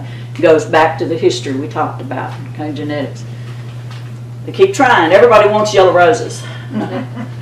So Especially in Texas, I bet. I took that one out because you can't even find it anymore. I had it for a long time. It was open-faced yellow center, and just you couldn't kill it. It just, except 2011 drought did finally, and it would just be white all the time. But on my other thing, I had put several more pictures of drifts, but let me just say, coral drift and peach drift are my 2 personal favorites. Coral drift, and somebody's going to get a coral drift today, and somebody's going to get a double knockout today, and then somebody's going to get an old antique found rose called Martha Gonzalez. Anybody have a Martha Gonzalez? I have barter of those down my front walkway coming up to our front door. Have a barter of Martha. You have Martha Gonzalez? No, She wants some more. at the, in San Antonio in the King Williams district, there's a bed and breakfast that are actually have them. Yeah. Down there. And they were found in an old lady's yard called Martha Gonzalez. It swept her dirt yard, you know, with the Martha Gonzalez rose growing in it. Anyway, it's a small little red rose, but in the spring, I have a hedge, try to keep them like this on both sides, solid red hedges up to the door with this Martha Gonzalez rose. And then the foliage, new foliage, as it puts out new, it's that purple, pretty purpley foliage, healthy, pretty. Then there's times, like right now, when it's done all of its stuff and it's been through this heat and it drops all the leaves. And it doesn't look particularly great, but it's there. So somebody's going to get one of those Martha Gonzalez, and it's an old rose, okay? The Pearl Drift is my favorite because you can see it from a long ways off. Now, drift roses grow low to the ground and they spread. They go out this way. And they've been used a lot, like out around filling stations and public places in that bald sun as bordering and all that. You'll see those roses, and they thrive. They're really a great bordering rose or an accent low in front of higher things in your landscape. We have red drift border in the rose garden. It's been a thorn in my side ever since the terrible weather and the snow and all that. They've not recovered well, and I may ultimately take them out and put another drift border in. I don't know. We're going to see how that goes. Do they do good with the sun as hot as it's been Yes. this summer? Yes. Okay. They do. They do great in this. So coral drift and then peach drift. There's an apricot drift that I thought was going to be my favorite, but it's not. But peach drift is. Apricot drift is a smaller little little apricot colored rose, smaller clusters. But peach drift is a bigger, full little rose, clusters of them, and they change colors as they fade. So you have pink, white, peach, orange, all over it and they just. I think that's what I've got. That's awesome, and they grow low, and I've got 3 or 4 of those around, stuck in spots in the front of a bed, and they're really pretty. So peach drift, and well, there it is. There it is. So you see the orange, they fade to a pink, they'll have white, but you'll see all different, in spring especially, they're just multicolored, but they get covered in blooms, just covered. And they're bigger. Unlike the little red that we have over there, which are tiny clusters, these are bigger clusters. So, this is just a rose that I don't even know if you can get it anymore, but I just can't take it out because I had it for many years. Brought it with me from down there. The other one that I stuck by the pool yard in the rock, and it thrived. Lived for years. Finally, I lost it, but gorgeous peach bloom with sunshine come out. You see the yellow? You look at it, sunshine's coming out the center, and it's peach, and the bloom's perfect. Like this. Just a stunning rose, and fragrant. But anyway, just another good red rose called Champlain. It's just hardy if you can ever get your hands on one. Just does well up here, as for me. Thomas Affleck. A great hot pink rose, one of the pioneer roses, I think, that Antique Rose Emporium came up with and named for the local nurseryman who lived near there in the 18th century, in the Brenham area. Thomas Affleck. If you see that one, it's a hardy, good, hot pink rose with good leathery foliage. It gets about this big. There's a rose hip. Y'all familiar with your orange rose hips? Yes ma'am. So not all roses do rose hips, is that correct? Not all have as big and obvious ones. I mean, they all probably have the seeds, It's a seed, right? but some have extremely big rose hips, and they ripen in the fall. Yes ma'am. When we were in Alaska, they were just growing wild on the trails we were hiking. And those roses, yeah, we've done that too up there, and they have those. It's a wild rugosa rose. And they hang with those huge hips. Yes. We have rose hips like Carefree Beauty has rose hips, and several of ours right here, but not like what she's talking about. Those rugosas are wild roses. They grow like up there on the banks going down to the beach. These roses are growing. You walking down, this we found also walking down toward the beach with them all on the side, hanging with these huge, like little apples, Yeah. rose hips. So, and you can, if you want to set rose hips, then you stop. It's a good idea to stop your pruning on your roses. I'm going to cover a little more about pruning, but by August, after September, don't be pruning anymore. Don't cut off the hips or dead blooms, all that. If you want to let it go ahead and set hips, let them keep going, and they'll get red. And I've always just been real pleased with myself as I'm out doing something in the garden and picking me some and just going around munching on the rose hip because it's full of antioxidants. Okay, so I'm doing something good with the roses. But there are some recipes over there for rose hip jelly and purees and things for any of you that feel creative or want or rose petals or that kind of thing. What's the flavor, the taste? Of the rose hip, it's like a little apple. It's tart though, real tart. They're but it's mostly seed. It's mostly seed inside. So, as I showed you that picture, we're going to talk about, just so you can kind of see, you were talking about propagating. Pearl came up, she said, I thought the only way you could get another rose was people getting stuck little seeds and pollen, how do you do it from a propagation? And I want you to see, of course, this is not my field of expertise. I just enjoy the finished product, but Dr. Griffith Buck is deceased now. I'm going to tell you a little bit about him and his place in the history of the more modern roses of today. He brought in a new era in roses. Dr. Buck lived from 1915 to 1991. He was a professor of horticulture at the University of Iowa, and he was the top rose hybridizer and authority on rose rootstock in the United States and one of the top 20 in the world. His line of roses is having a most significant impact among rose hybridizers of today worldwide. His roses are being used as parent plants on a large scale because of their healthy genetics. So, what makes them so special? They excel in winter hardiness and disease resistance. He set out to find roses that could withstand minus 28 degree temperatures they had in Iowa.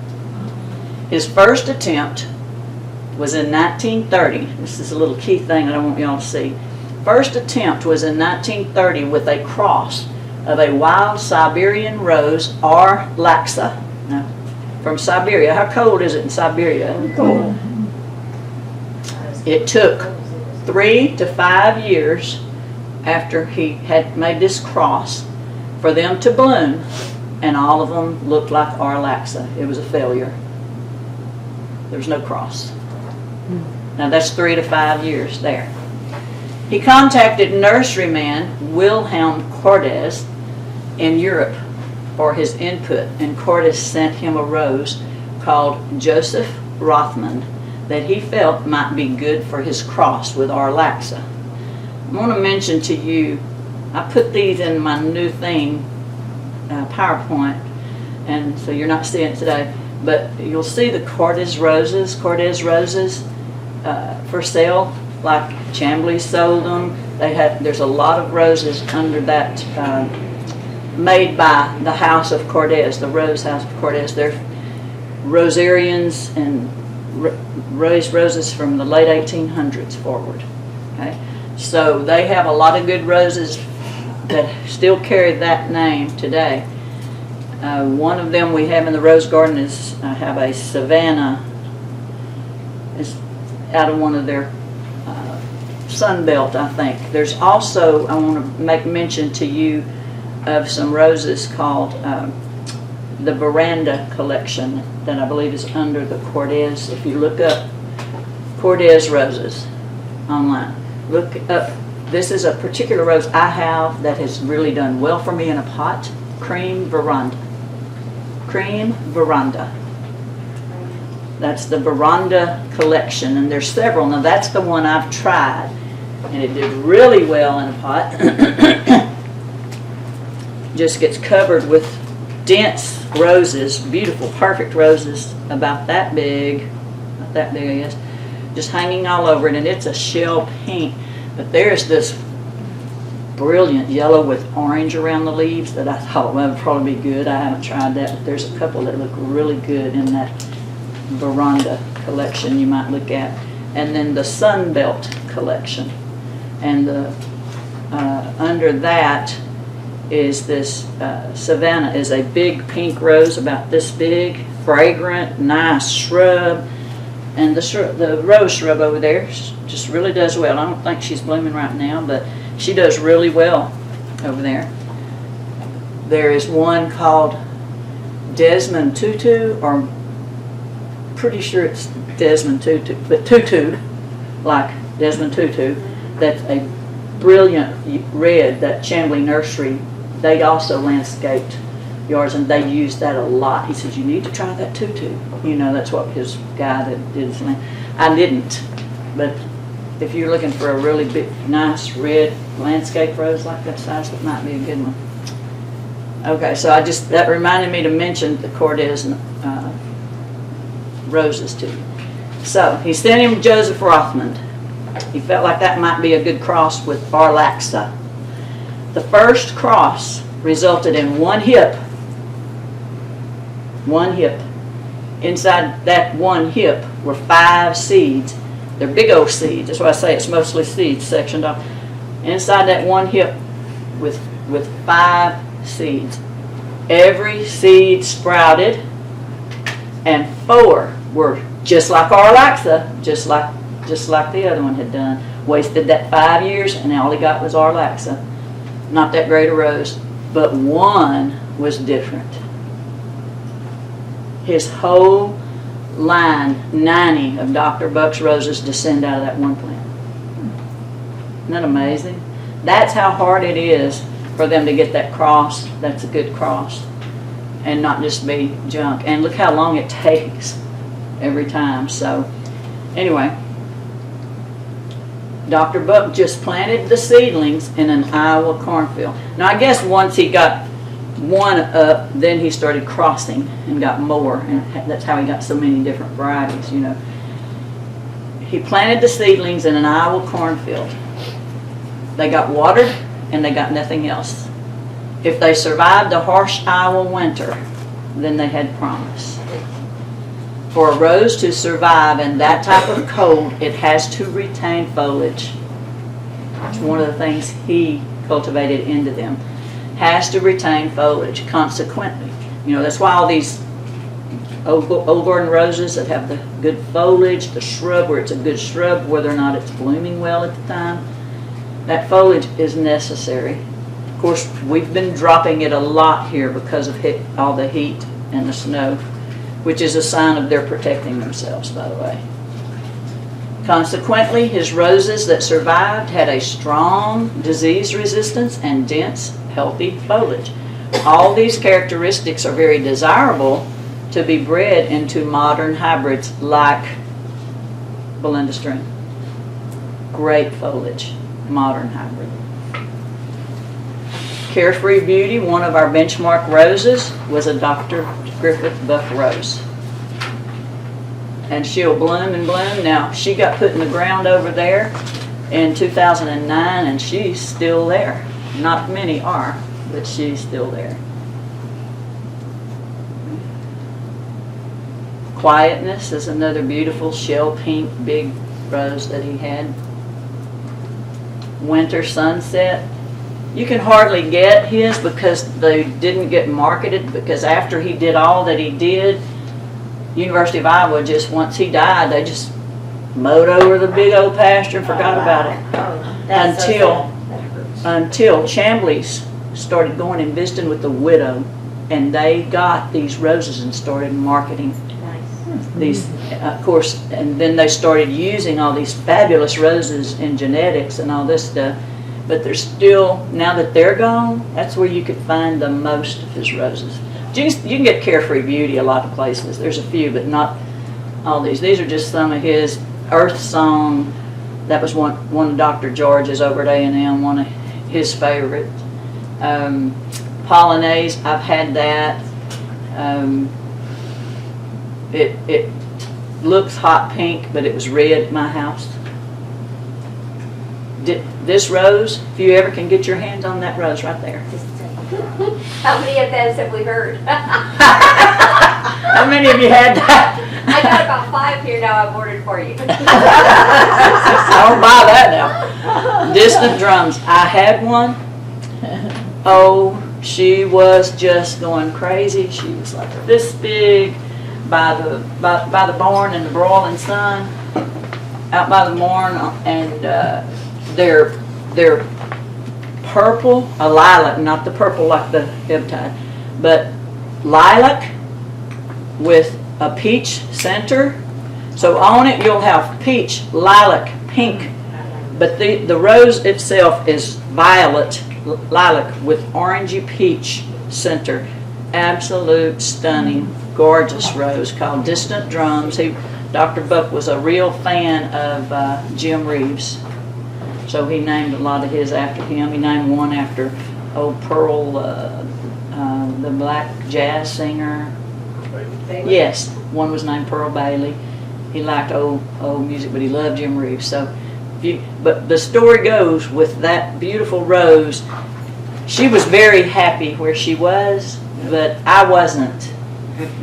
I wanted her to be over near the carport in that area where I'm going in and out all the time, so I could enjoy her. She wasn't happy. So my husband already had heard we're going to have to move her because she ain't happy. He moved her. She still wasn't happy. I was happy. Then she wasn't happy, and then ultimately I lost her. So I never got her back happy again. So if you can find it, it's well worth what time I got to enjoy her. It was well worth it. Square dancer. See how strong and hardy that foliage is? Rounded leaves, sturdy foliage. That's a very sturdy plant, square dancer, with a nice rose about that size. Not fragrant though. Simon Estes we had in our rose trial. Gorgeous rose. I still have a couple of them, and we've propagated them. TJ's propagated several of those in pots, and we put them in other places. So we have some that didn't make Earthkind because it had to do, when they didn't make Earthkind, they might have done well here, which it did. They have to do well in Arizona. They had to do well in all over the country in those trials too. And the rose is about that big. They're huge roses, densely petaled and fragrant. It's a fabulous rose. Simon Estes. And that's a Dr. Griffith Buck rose. April Moon, I have that rose. I've had it since I went through classes back, was given that out of class with Dr. George. And Is that white? it's white. It is a white rose with a pale yellow center. Pale yellow center, but it's basically white. And the roses are like that big. And it's a nice, and it's still living. It's doing well. Okay, so that's just a smattering about roses. And I know, let me see, this is the outline of my nude that I had mentioned. See if there's one I wanted to mention that I didn't get on here. I did tell y'all about that Gay Hammond rose. I wanted to tell you something about it. I got that Gay Hammond that I was on a waiting list for at Arbor Gate. I got it because they had just been propagated, just had enough, big enough to sell. It was a little old thing, scruffy little thing about like that. I put that out in July in a flower bed in my yard. In July, not the best time for anything. It took off. It got huge, this big. It bloomed, continually in bloom, just bloom, bloom, bloom. Bloomed all the way. January, still had blooms on. Wow. That's how. Now, it fades from that beautiful yellow that you saw the picture of. It has various shades of white and pale yellow as they fade all over the bush. So it doesn't ever have totally those yellow blooms everywhere, which are so stunning for the most part, but it blooms all the time. Just want you to know. This is Gay Hammonds. This is a quick, actually, I think before we talk about pruning, we're going to talk about planting. and then we'll come back to pruning, because on pruning I want to do a little hands-on something. So let's move on to your Earthkind planting tips. We'll do that and we'll come back to, okay.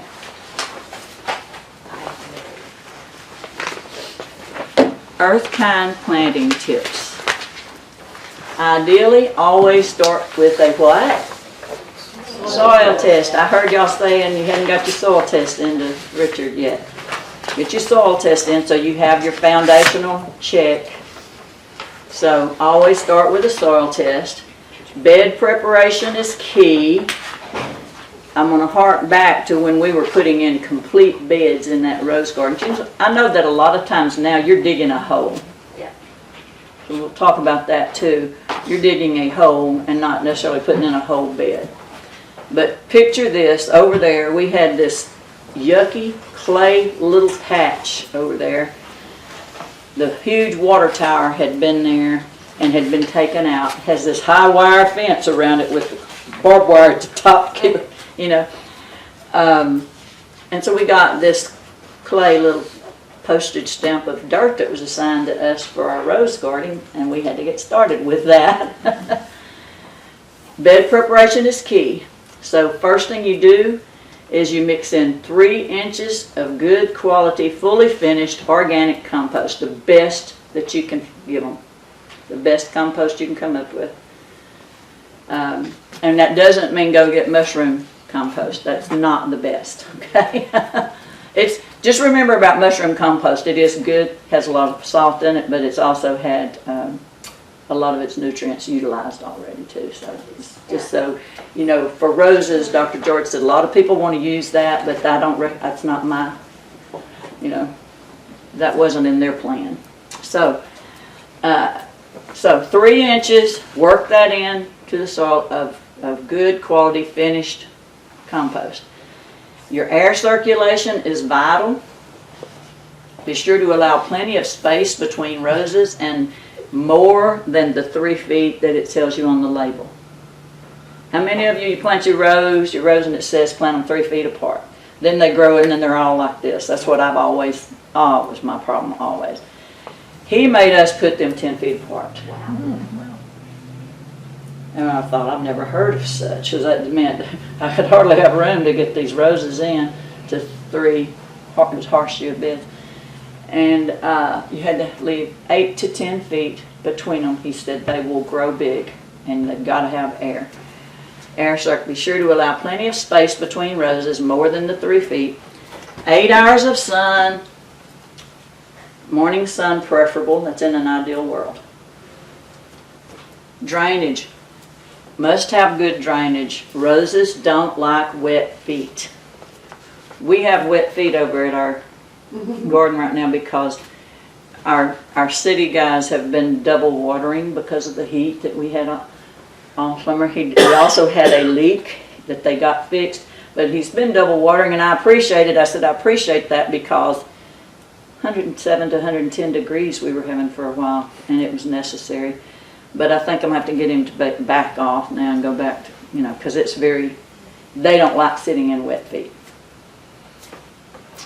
For clay soils, how many of you have clay soils? Anybody? Mostly in, oh, that's because you don't live in this part of Leon County. You're over. Most of us have sand.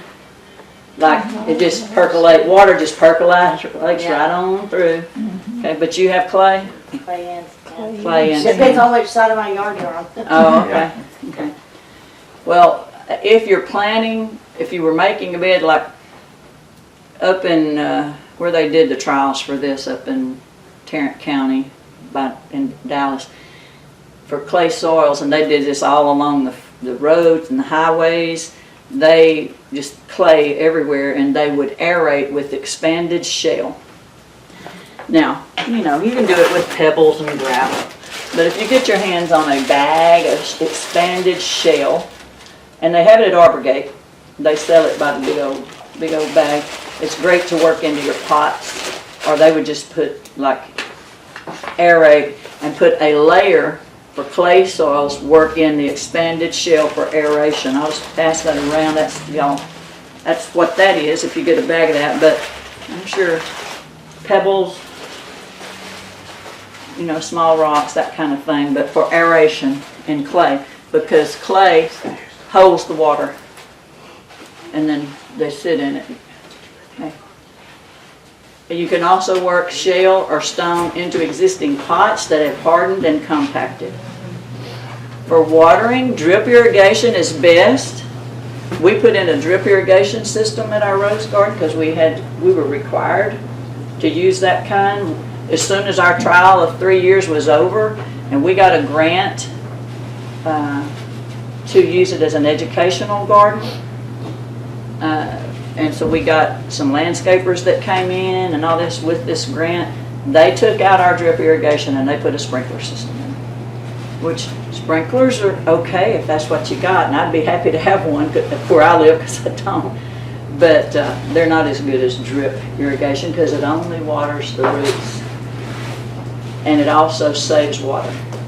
Water conservation like Earthkind, you know.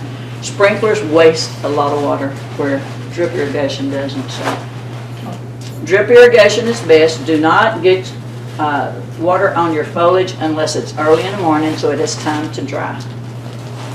Because if you water it at night and get it all over your leaves, then it invites black spot and fungus and those kind of things to get in. Water newly planted roses regularly until established. Even if they're Earthkind, it doesn't mean you can stick them in the ground and forget them. And I'll tell you what, we were told exactly how to water until they were established. And this is what I had to do. First week, had to come to town, had to water them every day. Next week, every other day. Next week, every third day. Until we were up to a week, and then they couldn't be watered but once a week. Okay? They could not be touched with a pruner. They could not be fertilized any way other than the Earthkind way. So that's all they got, was water for those 3 years, to see how they did. So you water the newly planted, you put them in the ground, you water them regularly until those roots get established and you start seeing some little new growth coming out on the upper part, you know. Once they're established, water them deeply once every 7 to 10 days. This will encourage deeper roots rather than shallow roots from light watering like this. Water at the base and water them deeply around the base and give the roots, and they'll go deeper for it. If you just sprinkle in a smattering, those roots are going to be coming back up trying to get that water from the surface. To plant them, dig a hole twice as wide and twice as deep as your container for your rose. Mix your soil 50-50 with organic good compost. So when you're digging a hole, this is how to do it hole by hole. Make a bigger hole, mix that soil up, put you some good compost in there, mix that all in. Plant it the same depth in the soil as in the pot. Mulch it with 3 inches of native organic mulch, preferably. Now I used to get chopped up leaves and branches and everything that the city of Buffalo would give away. They don't have it right now, but I got that for a long time, and it was local, native trees and woody, everything just ground up together, and that's a great.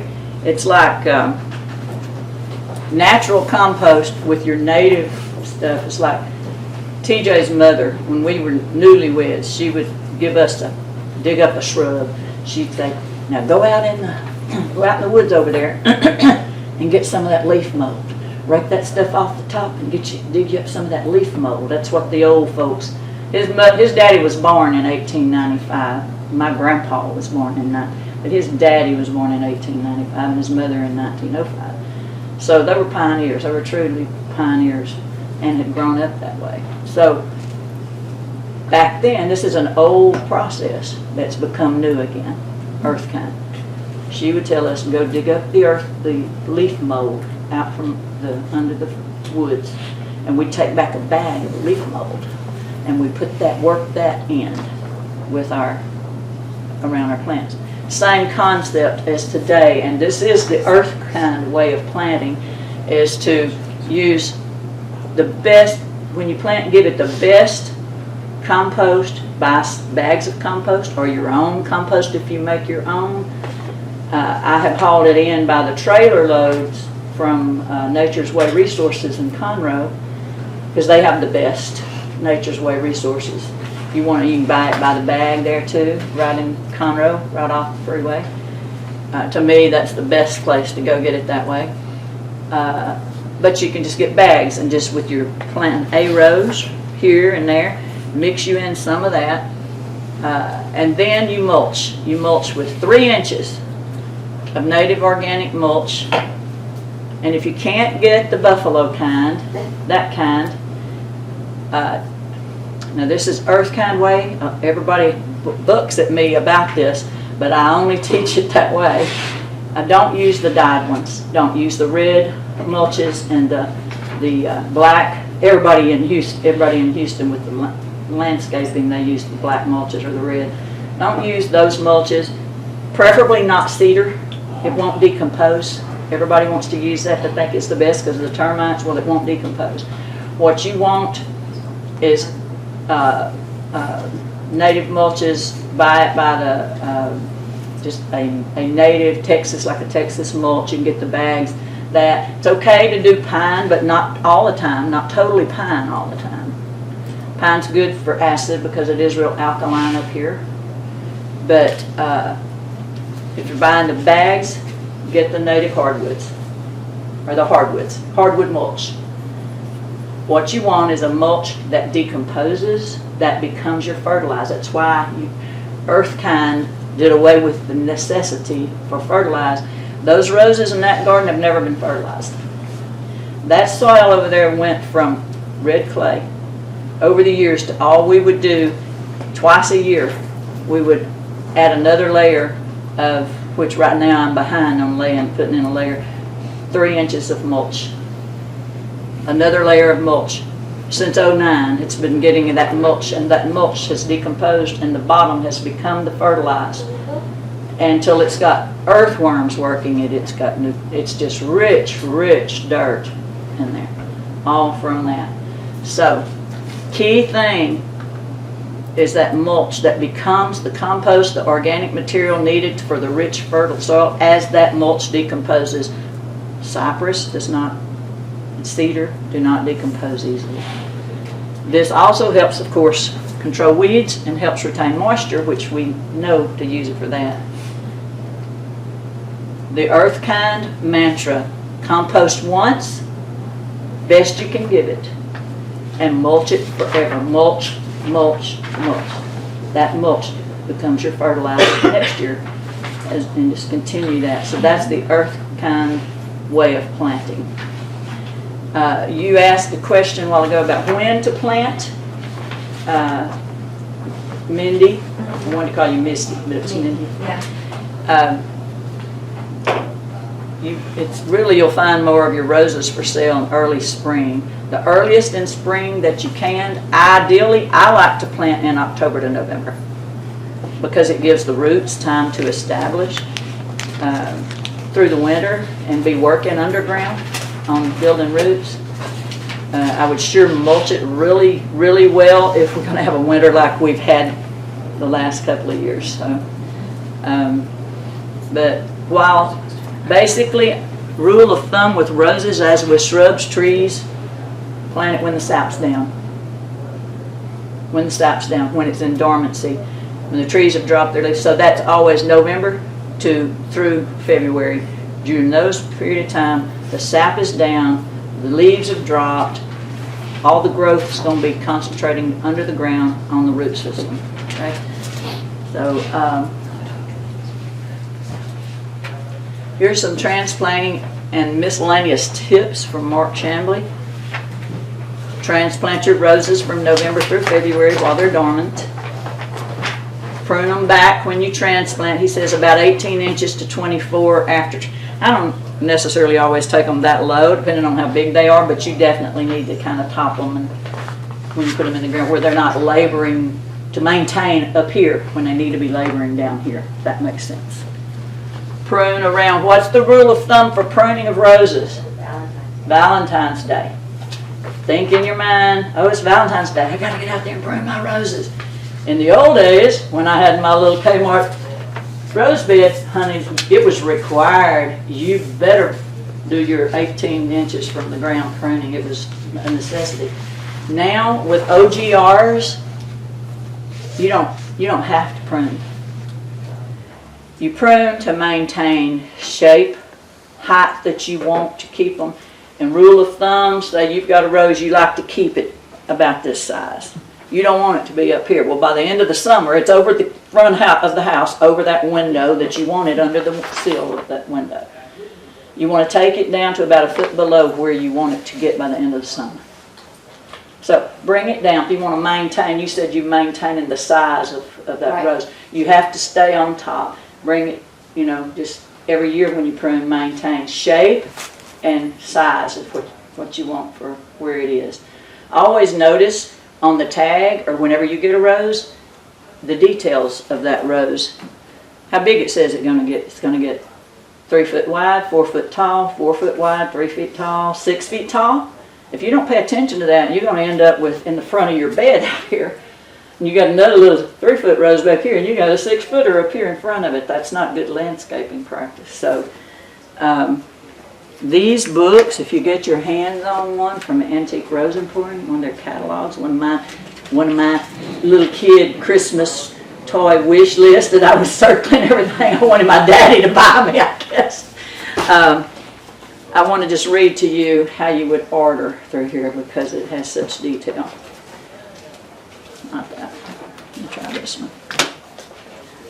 Do they still send those catalogs out? If you order one, yeah. And I mean, they may have a fee now, everything does. This was a Shamblies one, but you could list in their index of every rose they have. And say, here's Belinda's Dream. Belinda's Dream. What class is it in? It has an S. Well, look at you. Let's talk hibiscus. Let's talk. Forget the roses. Let's talk hibiscus. Look at that. Is that gorgeous? Now, which one of those is that? That's a Mars. What? Mars. Marshmallow or marshmallow or whatever. Well, yeah. Okay, go on with the rose thing. Beautiful. You didn't bring a bunch of transplants down? Yeah, where are the transplants at? It's a mallow hibiscus. That's what those mallow, are. that's Mallow. But which name is that? A flare? They call it, or a lady? No, this is the kind of purple leaves. It's They not used to the call them dinner hardy. plates. They are. They're hardy. If y'all are not familiar with them, some of you may be, but they're called hardy hibiscus, as opposed to the kind you grow in South Texas that I can't grow. All my kids have. I bring them up here. They don't live, but hardy hibiscus thrives up here, and it's in the okra family. When you become a master gardener, you'll be able to do this. Is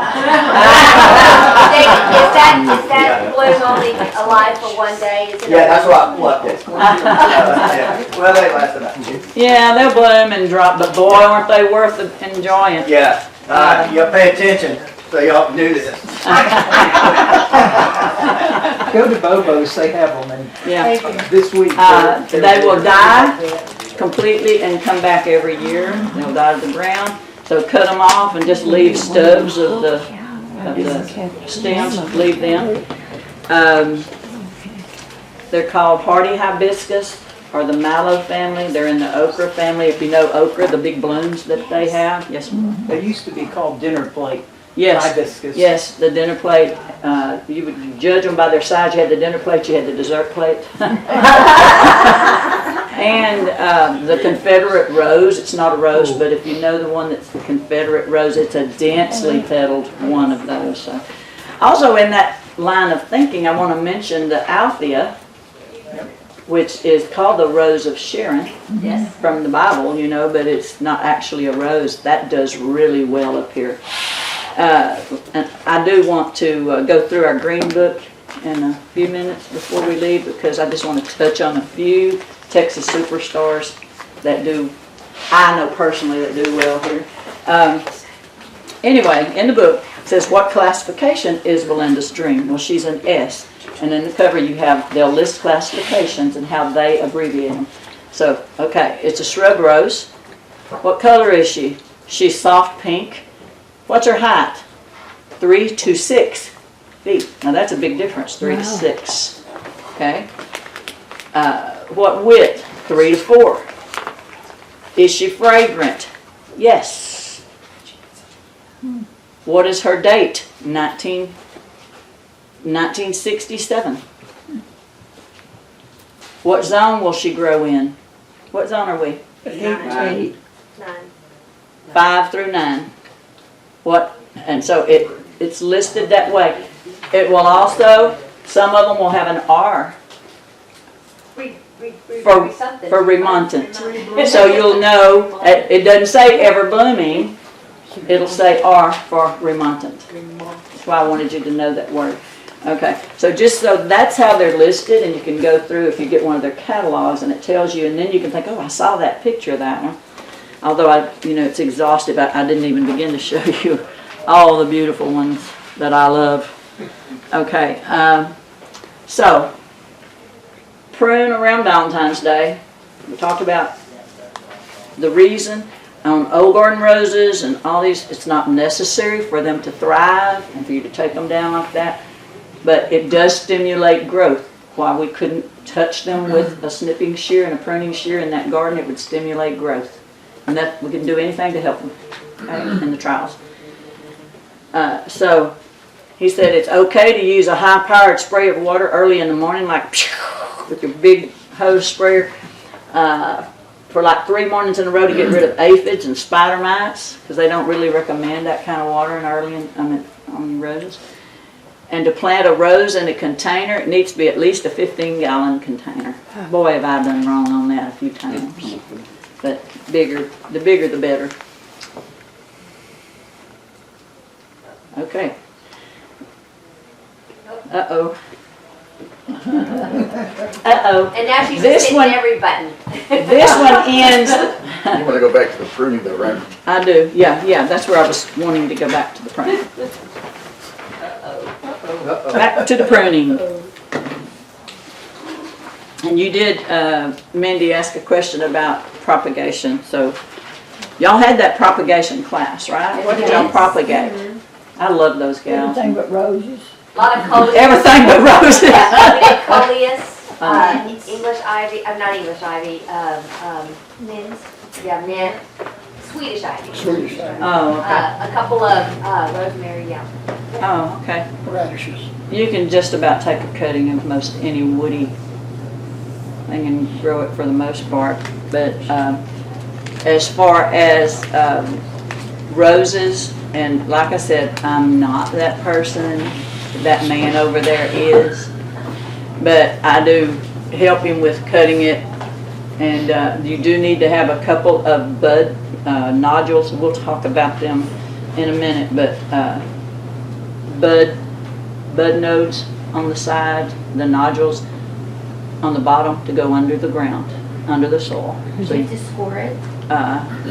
No, you just need those under there. A nodule or two, budding nodule where leaves, whatever stems come out, under the ground. You cut it, you can dip it in water and a growth hormone, but we've done it without, he doesn't do it. You know, could you say conceivably we've ever seen it made very much of a difference, TJ? Yeah, I agree. The growth hormone. We've done it with it and without it. It's never made that big a difference to us. Yeah, I like to use it though, if you got it. If you have it, it's not a bad practice, but you know, a lot of people will they'll trim their roses, they'll take them a couple of cuttings, they want to try to grow another one under that rose, they'll stick it in the ground under that rose. And they know that way they know what rose it is, and they don't have to label that pot. I can't tell you how many roses I've got in pots that don't have a name anymore. And it's up to whether I can recognize it, and I have to wait till it blooms to see if I can. Otherwise, I got a pretty rose, and I can't tell you what it is. But some people will stick rose cuttings under that rose and give it a year, 6 months, seed, new growth, dig it up, pot it. and then mark it, and they'll know what it is. So that's an op. So really, that's all there is to it. And you don't need to use big, Mindy. You don't need to use the big old stems this big. It needs to be a medium size, like a pencil size, not the tiniest on the end. Just about a medium size, but not the big, heavy. You know. So okay. Gay Hammond's. This is her just quick and to the point, 3-point pruning process. Cut out all the dead wood. When you go to pruning, cut out all the dead wood. Cut out any stem that's rubbing on another stem, that's crossing it, and take out the weaker one. You want to keep it aerated this way and not this, everything and rubbing on each other if you can. So take the weaker ones out. Okay? Bring the height to a manageable level and cut it at a bud eye. When you cut at a bud eye, you get above that bud eye and you cut your cut above it and slanting away and downward and away from it. So that new growth can come out of that bud eye, and you're slanting your cut so that the water will run off and not into it but away from the rot. Okay. But that's her quick one. Now, this is a longer, more involved, and you have a copy of it that you can look at of Principles of Pruning by Mark Chambly. Y'all have that paper? Right. Okay. And he goes into great detail, thinning out poor growth, dead wood, etc. Here's a picture of the cuts. These are bud eyes. See these little, it's a little line with a little bud nodule where new growth will come out. Those are bud eyes on your stems. Your tiniest stems don't have those yet, so you look for those when you propagate. This first one is a perfect cut. Now, I'm teaching you how to prune the way you're supposed to, and to deadhead the way you're supposed to. How many of you deadhead roses? What do you know about deadheading roses? You probably know more. Everybody else. What do you know about deadheading roses? The only reason why I deadhead is because I deadhead all of my flowering, you know, my remontant flowering, because it's supposed to stimulate more flowers. It's not going to put all its work into the stem. Yeah, okay. So anytime when you're deadheading, it's stimulating new growth. Right. And that's what's, when you prune, it stimulates new growth. Okay, so what else do you know about how to deadhead? How do you do it? Do that again. Just, I walk around outside, and if I don't have any snippers in my hand, I just break them off. But I'm going to tell you the right way to do it. And it doesn't mean we don't lots of times do what we're not supposed to, okay? But you're master gardeners and you need to know, so if somebody asks you, you can tell them officially how they should do that. Okay. Okay. You take your snippers and you go down to the first 5 leaflet, not the 3. You go back down on your branch, and we're going to look at a rose in a minute, and some person in here is going to prune for me. But you take it down to the first 5 leaf branching out rather than that little first 3, okay? You cut it there, and that's going to bush out. And you can take it lower if you want to take it lower than that. But if you only want to tip it, don't just do it right up here at the little 3. It's weaker, and take it down the first 5 leaf. Okay. It's okay to do it the other way. It's going to still stimulate growth. But ideally, if you're in the mode you've got your snippers, you go around and you do that as well as prune correctly some of the time. I will say, I've always, when we prune the Martha Gonzalez roses, I'll take my snippers and I'll cut off the tops to keep them down. But in my mind, I heard Mark Chambly say, "Now, have I ever taken the hedge trimmer to my Martha Gonzalez?" Yes, I have. And so now we've done that the last couple of years, and it worked just fine. So, anyway, there's all kind of information that you have before you on details of pruning. And now let me talk to you. We're going to prune something in just a second. Pruning a climbing rose. When should you do that? Never. No. Let me just say, all other roses bloom on new wood, new growth. They bloom, that stimulates more growth. Climbing roses bloom on old wood. So you go to cutting on your climbing rose and you wonder why it's not blooming on out on the ends, because that sets you back a year or two. Doesn't mean you can't prune, but what you need to do, if you have, like Peggy Martin will have so many unruly, I know Climbing Pinky, she'd have big long things going out this way, that way, and I'm so busy trying to string them all back up over here and tie them onto my arbor. If you've got some that you don't want their way out of the way, going every which way, cut them off at the base. Just take them completely off. You don't have to do something with all of them, but don't go chopping and pruning out on the branches of your climbers, or you're going to delay blooming. They bloom on old wood.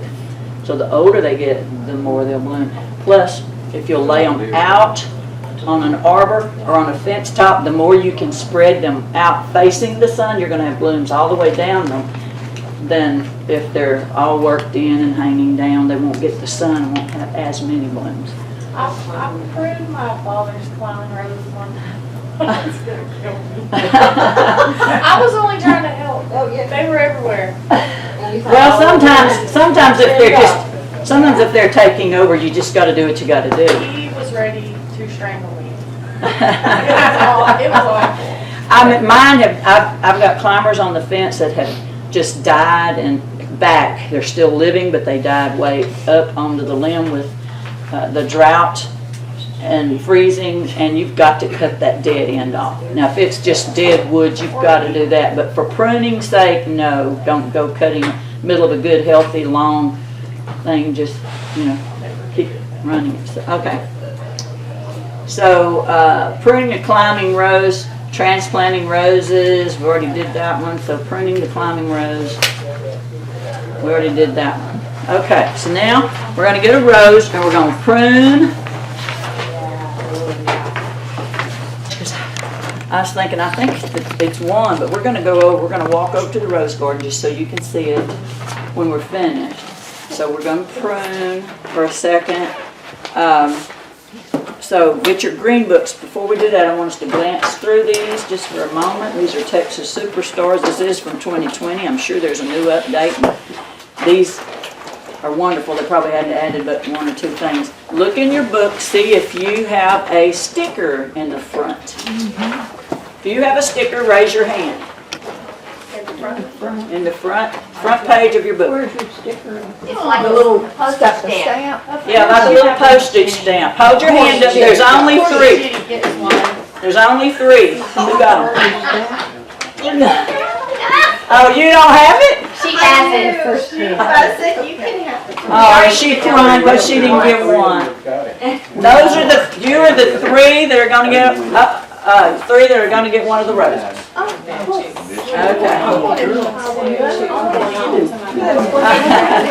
Okay. I want to borrow a stamp. She won't give you her stamp. No. Are you cutting? Are you cutting? Okay. Let's look in our book here. Let's look real quickly. What I want to do is I want to point out a few Texas Superstars that I have personal knowledge about that I know do well in this county. You might can tell me some that you have had and they really do well. And I would like to say that Miss Karen, She went down the hall. Okay, Miss Karen is getting certified in Texas Superstar, so she's going to have this as a specialty. We haven't had anybody that's really, so I always try to throw these in because it's so important, and we do perennials over in the Rose Garden. So on the first page, I hear a lot about the Angelonia, Mexican Heather, the Euphorbia. I don't personally do those, but they are superstars. I'm not going to go through, yes? If it has a deer, does that mean deer like them or they're deer resistant? The deer like everything. Let's look and see what It's bad where's part their of code? It's a snapdragon, so it's they They won't- shouldn't eat it. That's what I'm saying, that should mean deer resistant, but where's the, Plant It's- that. oh, there it is on the bottom of the page, Yeah. deer resistant, Okay. low water use, moderate water use. You see that on the bottom of the page? Moderate water, and it attracts pollinators. These are all criteria that they look for in these, that do well in Texas. So there's a lot of areas of Texas, but in this county, the next page, there's larkspur, there's the Dakota gold, Helenium. None of those really or anything. I'm just going to go through, turn on now to page 8. We're skimming through the Laura Bush petunia. Anybody? Laura Bush They're petunia. not looking real well right now. Yeah. I love petunias when I see them growing at Bobo's and when I see them growing in the nursery, but you got to really attend to them, give them lots of water and keep them trimmed up or they get lanky and stringy. That's my experience with petunias. I have a hard time. The pentas will do well, but they do need shade, some shade. Moving on. Tidal wave, look over on page 10. Tidal wave, red velour spreading petunia. Those are nice. They'll spread and run rather than, it's a nice. That's on page 10. Bobo's carries those sometimes. Begonias, the vinca. How many of you have vinca or periwinkle? Yeah. I have to say that vincas, which is a periwinkle, will thrive here in this county when all else is gone. Yep. I have got, in the rock in our pool area, there it is covered with vinca. They used to be pink, and they naturalized to white. And we're covered with mostly white, every now and then a pink amongst them vinca. But they do well up here. There's plumbago. Verbena does real well. Verbena, a lot of people have, does it need a lot of sun? Mine is in full sun. Okay, yeah. Okay. On page 14, the dwarf Mexican petunia. I also have the Mexican petunia that's the tall. I have a pink one. It's really pretty. Or the dwarf. They do well up here. There's the flare perennial hibiscus. That was one of the original ones. I don't know if that's the same. The flare is one of the. You see this big red one? That's the mallow hardy hibiscus. And there's different kinds. The Henry Duelberg salvia, we have that planted in the rose garden. And it gets this high. It's great in the back of a cottage garden. It gets this tall. It gets huge. You just grab it, cut it back to like 18 inches, or just top it real good, and it'll bloom all over again when it gets worn out with its bloom.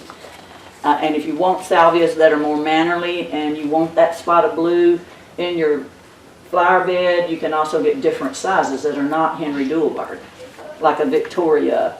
Or some, always notice the height measurement of how tall they get. Okay? And they come back every year. Cut them down, they die in the winter, cut them back just to about 12. On all perennials, when they die, I always leave stubs. I always cut them back and leave about a foot to 18 inches of the dead stub, just so that when they freeze, they'll freeze on that and not down into the roots that's bad. Because they're going to all come back next year, your salvias. Okay. So I have a quick question. If you leave some, we have the like wildflower gardens, and she's like, oh my God, it's gonna freeze. So does that work for most plants if you leave it? Well, wildflowers, you're wanting the seed. Right. If you've got a native flower garden or just wildflower.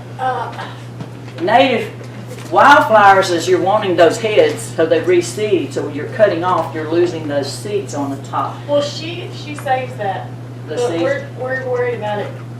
We're worried. I think she's got some annuals in there as well, because she was asking me something about it freezing and it not coming back. So, but when you said that, I was wondering. Well, some things that come up They are reseeding. Some things are called reseeding annuals.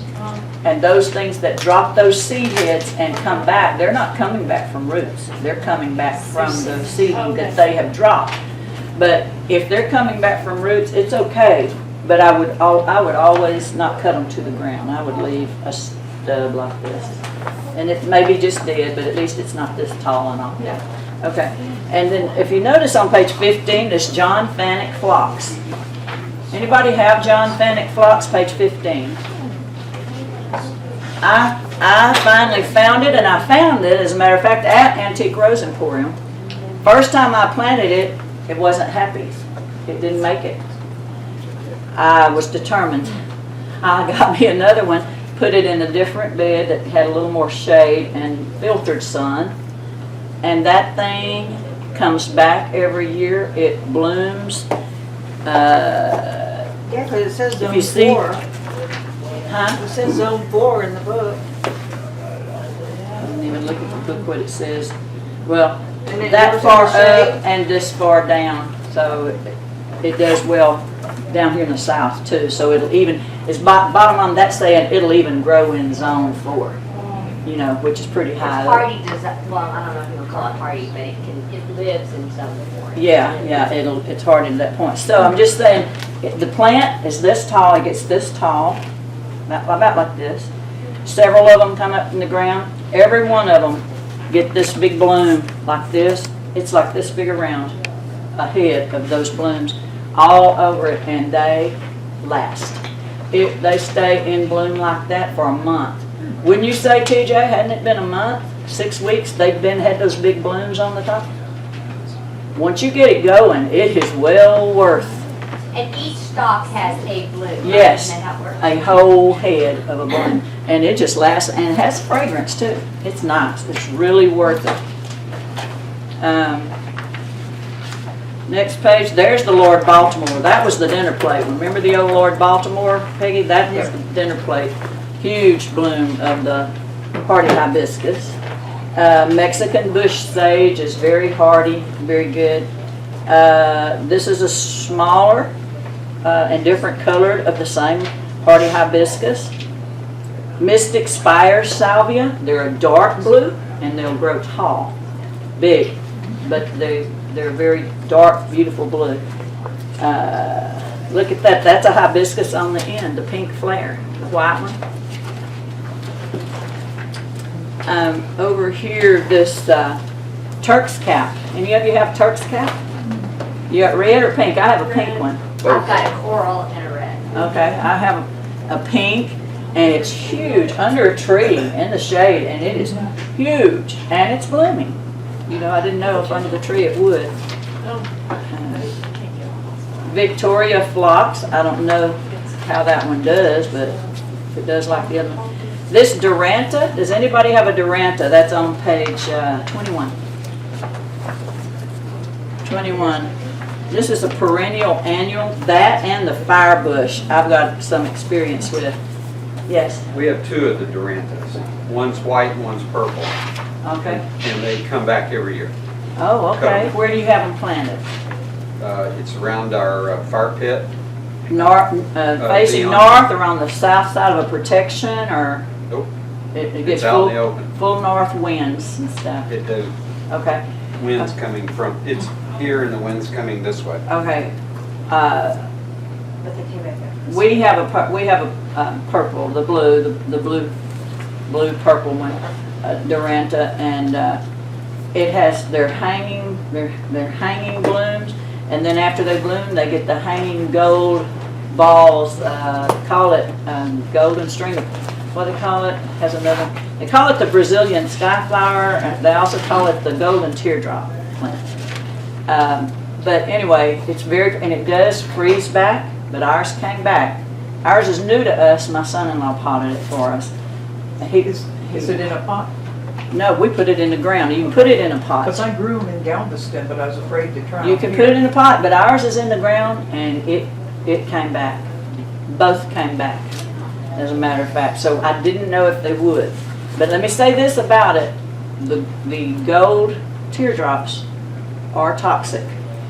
there's a lot of things that are toxic that, you know, you're like, oh, well, my grandchildren, well, you're generally attending them, so we weighed that out. We thought, well, they're not out there running around in that area, we're out there with the little ones, you know. And then animals, they're just like, Just let those deer eat them, right? yeah, just like those, what's the one that's so toxic, TJ? Oleanders. Oleanders that everybody's got them, you know, and worried about them. And it has, for those, the cows could eat them. They don't generally go and eat stuff, the animals like that they're not used to, that are strange to them. And oleander leaves have to be dry to be toxic, not your regular ones. Ooh, I didn't know that. So, I told my sons, my kids, do not play around that, don't be Yeah. poisonous. And my son, when I wasn't watching and never knew this for years, he said, Mom, I tried that to see if it would make me sick. I'm like, what? He said, I ate 3 leaves. I'm like, Kate, why would you do that? oh, Yeah. So maybe that's why you get sick. yeah. That's what Well, anyway, there are a lot of plants that are toxic, and like the nightshade family, which is the Tomatoes. yeah, peppers, but what's their potatoes. other name? Nightshade. The one, Moonflower. huh? Moonflower. The moonflower, but the ones that David raises all the time. Oh, trumpet vine, trumpet. I can't believe it. Yeah, angel trumpets. Ain't there? She knew it had trumpet in it. The angel trumpets. Angel trumpet. They're also in the nightshade family. Deadly poisonous. So angel trumpets, and everybody grows them. So there's a lot of toxins in plants. You just need to know it in case a dog got sick or That makes them deer resistant. yeah, anyway. But let me say, right next to that Duranta is a firebush, a Hamelia. Hamelia firebush. We have a huge one by our barn, and it gets nothing but bald-faced, hard, hot sun, and it thrives. It thrives, dies complete. It's huge. It's like this big, this tall, dies in the winter, comes back every year. Has a propensity to attract yellow jacket nests. Oh, yeah. Well, I've got a whole lot of things that the bumblebees love. I said, I wish that the butterflies came more than you guys. Yeah. But anyway, the firebush is good. So, What about this next page, firecracker jatropha? Jatropha. Have you ever raised that?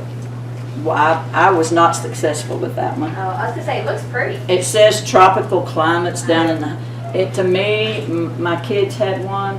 I have a son-in-law that's retired from ExxonMobil, and now I tell him, you've got to be a master gardener. This is what he is thriving on to fill his time.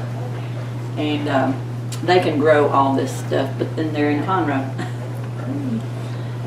Of course, we know how the Gold Star Esperanza does, and you'll see ours over in the rose garden. It takes over, it is humongous, but it gets lots of water. It says it doesn't need a lot of water. Well, the mine that I've planted at home don't get that kind of water, and they just little old piddly things, but that one over there tells you they do love water. How many of you have a Pride of Barbados? Caesalpina is its scientific name. They take over everything. A lot of people call them bird of paradise, but they're not the bird of paradise. Pride of Barbados. And it takes them a while to get the fullness of the plant full and big. Because mine started out, it'd come back every year, but only the stick would go up with the blooms on the top. But now it's gotten all filled out. Of course, babies are everywhere. Babies are everywhere. It reseeds everywhere. We dig up and give away more of the Pride of Barbados. Don't they have the big thorns? No. And they're little seedlings that kind of look like little mimosa trees, kind of like little mimosas. Their foliage is very light and airy looking. So it does well. It thrives up here, Pride of Barbados. Next one is Belinda's Dream. It's a Texas superstar. It's so good. It's everywhere. It's even a Texas superstar. And then the Blue Angel Shrub Althea or Rose of Sharon. I have a purple Rose of Sharon. I have a pink double Rose of Sharon, and I have a white Rose of Sharon. I love them, and you can pop them like nothing. TJ propagates them all the time for me. That woody plant just propagates easily. Bobo's had a variegated pale pink Oh, double, and I had to get it. oh, wow, yeah. I keep wanting to get Grandma's yellow rose. It's been around for years. It's called the Nacogdoches. It takes a great big place, they tell me, and I just haven't ever gotten it, but I should. It might be the only yellow rose that really is worth its weight. You know, most of them, I don't know, but it's a Texas Superstar, so you should. If you want to try that rose. There's the Knockout. It's a Texas Superstar, and the Vitex. Anybody got Vitex in here? I do. Love Vitex, love Vitex, and they can be propagated with any piece of wood off of them. Yes, That's why I wanted. yes. Just take it. I'm concerned about our Vitex in the rose garden because of their trunks. I just don't know what to think, and I'm thinking if they go, Yeah, what are we gonna replace them with? Because they're quite the showpiece. they're quite the showpiece. We have 2 Vitex in the front of the rose garden that when I planted them, they were this big. Never did I think they would be these humongous trees. They thrive there, and everybody, that's the thing that stands out to them is that you walk in and you go under the shade of these huge purple trees. It's beautiful. It caused me a little issue with how much shade they provide in a rose garden, but their bark is starting to all fall off and peel off right now, and I just don't know what's going to happen. Too much water? Too much No, it was before that. It was during the drought. It was before we got the watering going. Is the Vitex the same as the Chase? Yes. Yes. Chase tree, Texas lilac, they call it also. And you can actually even use the seeds as like a pepper substitute? Well, now, that would be more in your bailiwick, but I don't, tell me about that. What about saying zone 7, does that make that much No, difference? that doesn't, that says it'll go as high up as zone 7. Those are like, it won't go any colder than that zone, I think. If it can go there, you know it can be grown here. Of course, crepe myrtles thrive in this county. They just thrive. We have groves of crepe myrtles in one pasture and then another grove down by the creek bank where cuttings have been thrown. So just trimming them up, throwing them out there, and so we've got groves of crepe myrtles in a couple of places. That's how easy they are to propagate in this county. So I've got, out in the third pasture back there, I have this little grove of white one, pink one, purple. Anyway, but this particular one is famous and well known, and it's my maiden name, so I claim Basham's Party Pink Crepe Myrtle. And my name was Cheryl Basham. Okay. Looking on, let's see, anything else? I think we're into fruit and vegetables. So I just wanted to touch on that. We're going to do our pruning now. I'm sure when Karen and they get their certification, they'll really get us informed on this. All right, let's see here. You get stuff cleared out.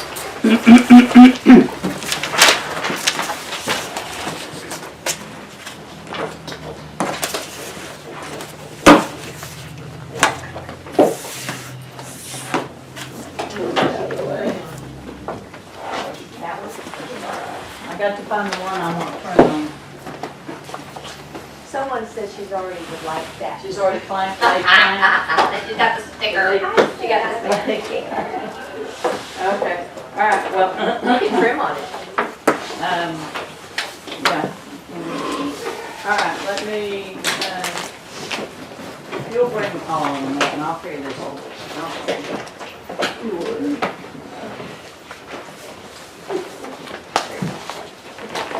Now this one is Martha Gonzalez that has been propagated by my husband. We have pots of them everywhere because these are easily propagated.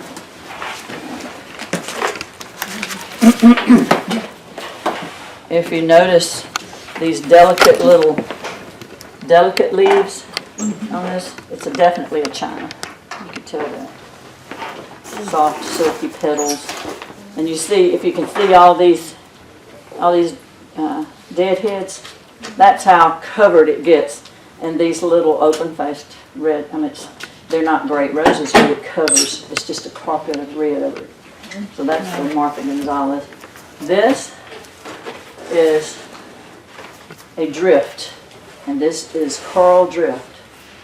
When we landscaped up at First Baptist Buffalo in the courtyard so it could be seen from the 79 when you drive by, so you could see these spots of color, we used these because they are that easily seen because the color, this coral drift.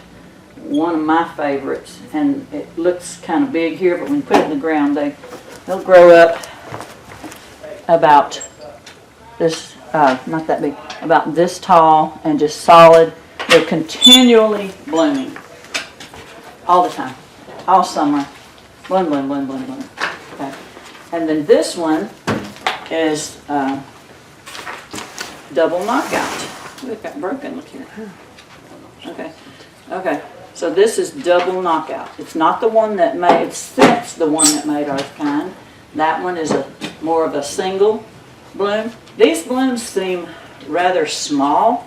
They're not supposed to be this small. I think once it gets in the ground and gets really going, they're supposed to be a bigger bloom. And they're doubles. Whereas the one that made, the one you see everywhere, Rosa Redraz, is more of a loosely petaled rose. So it should do really, see the picture? Should do really well for you in a place. So we've got, somebody will get this one, somebody will get the coral drift. I love these drifts, this and peach particularly. They really are good in your landscape in a bed or low. Yes, ma'am? Now, propagating knockouts and sea drifts, and you might have done that when I was in the other room. You can do that for your own personal For your use. own personal use, just if it's a patented rose, Right. don't be taking it off anywhere or anything. You can propagate to have you more around the place if it's a patented rose. All the old garden roses are not. So, okay. You can't sell them, you can just give them away. Since you're standing and so interested, and I know how you love roses, I want you to come prune for me, and don't pull your pocket knife out. I was gonna or something. Okay. All Okay. right. Okay. Let's just look at a couple of things here. Now this one has a dead piece, so we're gonna have to fix this. Not dead, it was good and healthy.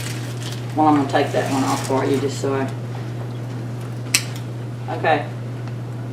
You know what? You go home and pop that. It's full of blood nodules there. Pop it and get to make you one. Okay. How you stuck me? Stay on the side right here. That's your prize for getting to do it. But just remember that these. Get go young. Just remember these nodules here. Get them up above the ground and take off. Below the ground. Yeah, below the ground. Get them Okay. below the ground. Go about. At least get it over this section here. Okay. You know, probably up to here. Just put it up to there, and then take off some of the foliage. Leave a little at the top.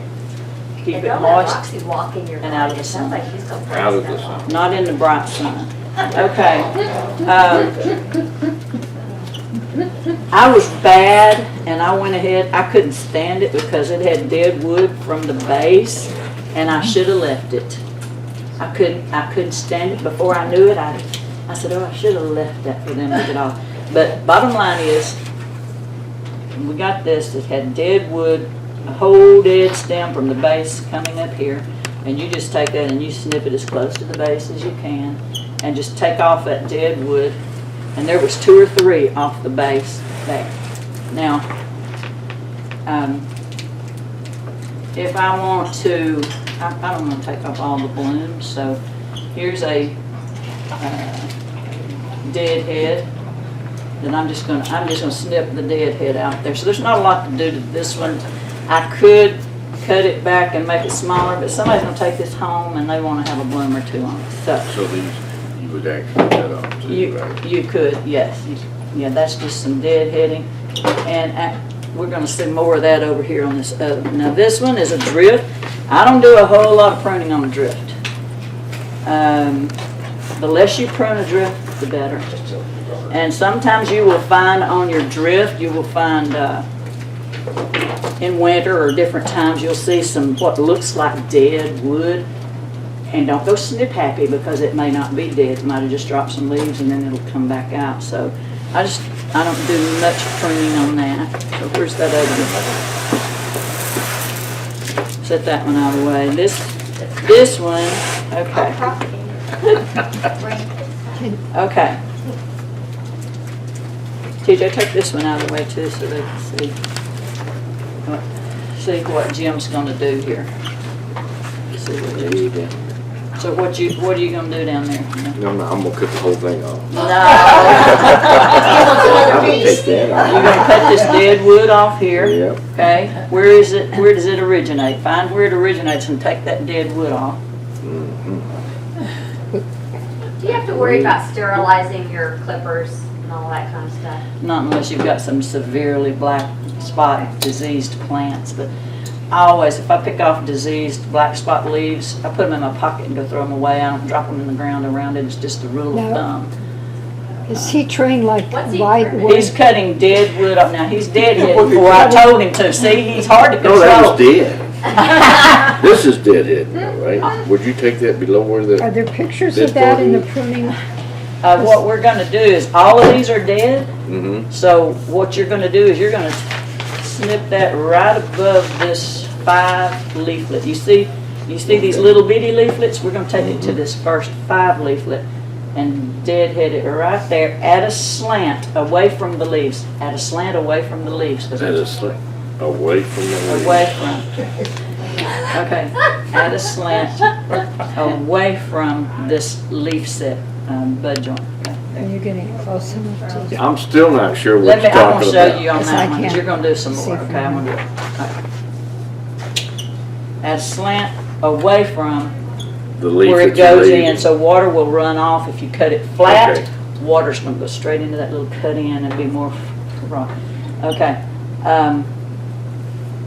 Now this is a deadhead up here, and I want to make this. This is getting too high. I'm looking at this. I want it uniform. Okay. Mhm. And this is shooting up. And I want to just bring it back down. So I'm going to take it back down to this leaf. And you see that leaf right there? Yeah, that's It's the even one got a that's little new growth right there. Look at that. So you don't leave that. I'm going to leave that, but I'm going to cut it above it.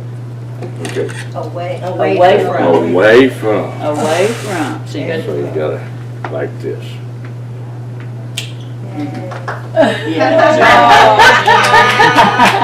Okay, now, you've got some more deadheading.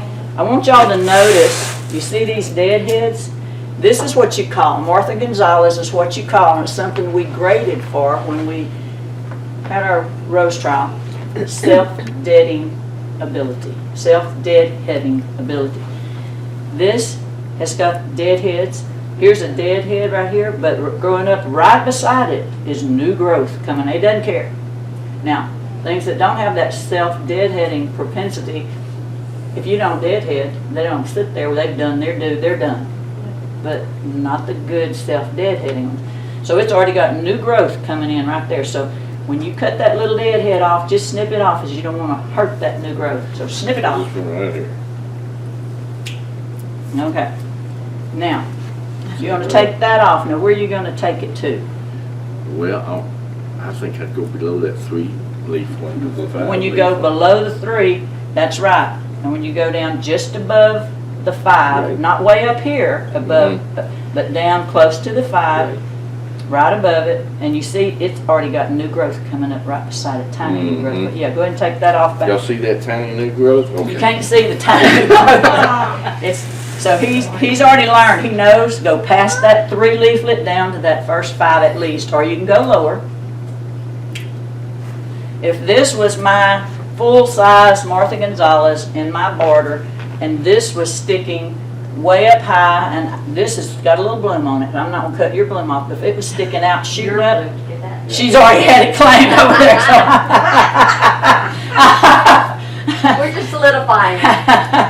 Anyway. Or plain Jenny. If it was a big bush and this had already bloomed, and I wanted to bring this down, I'd cut it way back to here and make sure I got above a 5 leaflet and cut it, okay? So you can do that, but at least the first 5. So go ahead and deadhead that for her. This, we talking about right here. Just get all the little That's her deadheads. last name. Well, I can start over here. No, well, Is you, that a deadhead? yeah, it is, but, yeah, Jim Mark. that one you can just do that one. Get these. But her mom is not a good mom. I gotta cut that, I gotta cut it from the house this morning. So are you a Gonzalez? Yes, she is. Well, and then it's fitting, it's very fitting, that's right. Miss Martha Gonzalez would be happy to know that you had that rose, I'm sure. Oh, no. She's really working hard. It's like doing surgery up there. Get that tree cut real good. Okay, So we're gonna take that off too? take what now? Take your Not that whole dead, thing, yeah, just, right here. yeah. Just take it down to 3 inches, Jim. Jenny won't. We're propagating today. Yeah. Everybody's gonna get a little piece. Yeah. Yeah, that'll He's do. starting to get a little cut happy. Shears cut. These are, all these little things are good here. Yes.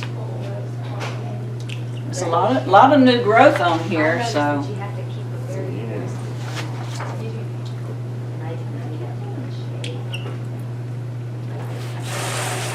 Sorry, Jenny.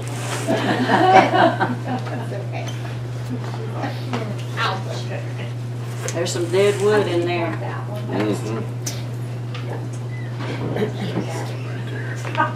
Right there, that's right. Just one. Yes. Just keep in mind beaters on all. Now, if you get a plant that's got a lot of the deadheads on them, buy a plant, and you're gonna put it in the ground, can you do the deadheads and put it in the ground all one day? or Yes, what? yes, you can deadhead anytime. Just in September, anything after, through August and starting of September, don't really worry about deadheading, pruning anymore. Especially, don't take all your hips off, but I mean, it stimulates growth. You don't want to stimulate new growth going into the fall on the top. You don't want it to be stimulated, just put all its oomph up here. It needs to be getting ready to go dormant and put its work on the root system, okay? So when you stimulate it on into September, it's really shouldn't do it. It's okay. If you do, you do. Cheryl, what about those ones that just shoot straight up?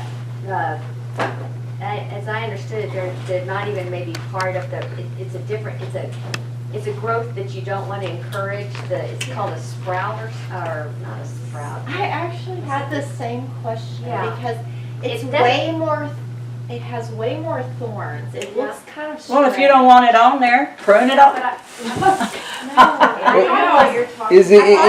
Could it be coming, is it a grafted rose and could it be coming from rootstock? No, but I thought it What now? actually had something to do with the fungus or something that causes that. One stem, No, I've got one, it's just like. Yeah. Now, there is a rose rosette disease that causes the canes to be very, very thorny. Yes. Yes. But let me just say, that has not been found in Leon County. Okay. Rose rosette has not been found in Leon County, and we don't want it to ever touch this county. It's up further north. I found it in Dallas. You do not have it, Jenny, read my lips, you do not. You do not. If you have it, get rid of everything around It it. had a beautiful rose that grew at the end. Well, no. There's roses that have straight, strong, thorny stems. It's like the main stem, and you don't want it there. You just take it back down to a certain point and take it off, But that doesn't mean it's got rose rosette. Rose rosette is a grotesque, the way it makes things grow in the leaves, and it's not made it this far south. It's all gnarly. Yeah. Okay. See that guy? He gets to stay. He does, and he's gonna go with somebody else because I hate those. All right, we're gonna go ahead and let him be done. He's left you a couple of little deadheads, but I want to show you something else. You want to carry that back to Miss Gonzalez? I sure will. Yeah. And give me the knockout. Good job. Yeah. I wanted to show y'all, hate to take off part of your rose, but I wanted to show y'all something with a little more size to the branches. Is there anything better there that I don't mind cutting off? No. Okay. Maybe something in the rose garden? That's possible. Yeah, let's do they are. that. Yeah, let's do that. Maybe I can find We would something be there. able Yeah. to see. Because I don't really want to do this right now, but, okay. We have two people that one of you can get the double knockout and one can get the Carl drift. Sure. Which one do you want? She would like to have the drift. TJ, right here. She can get up here. Just so it'll already be at the door for you. So you can do the drift and you can do that red. Hey, both of those are going to be fabulous. Yeah. Pick you a prime location in the front of a bed or on the corner or something in front of a bed for that coral. How much sun? Tons. Yeah. As much sun as you can give it. Yep. Lots of sun. Same with knockouts. Lots of sun. So let's go ahead and pack up and walk over now. Let me tell you right up front, don't expect great things at the Rose Garden because it's been through it this summer. It was gorgeous in the spring, let me just say. There's not very many blooms right now and the ground is kind of mushy because it's having to be watered so much. But we're going to walk over because I do want you to come and pull weeds in the Rose Garden because we do lots of fellowship. And it's the only place really you're coming to get your hands in the dirt as a master gardener with the rest of the master gardeners.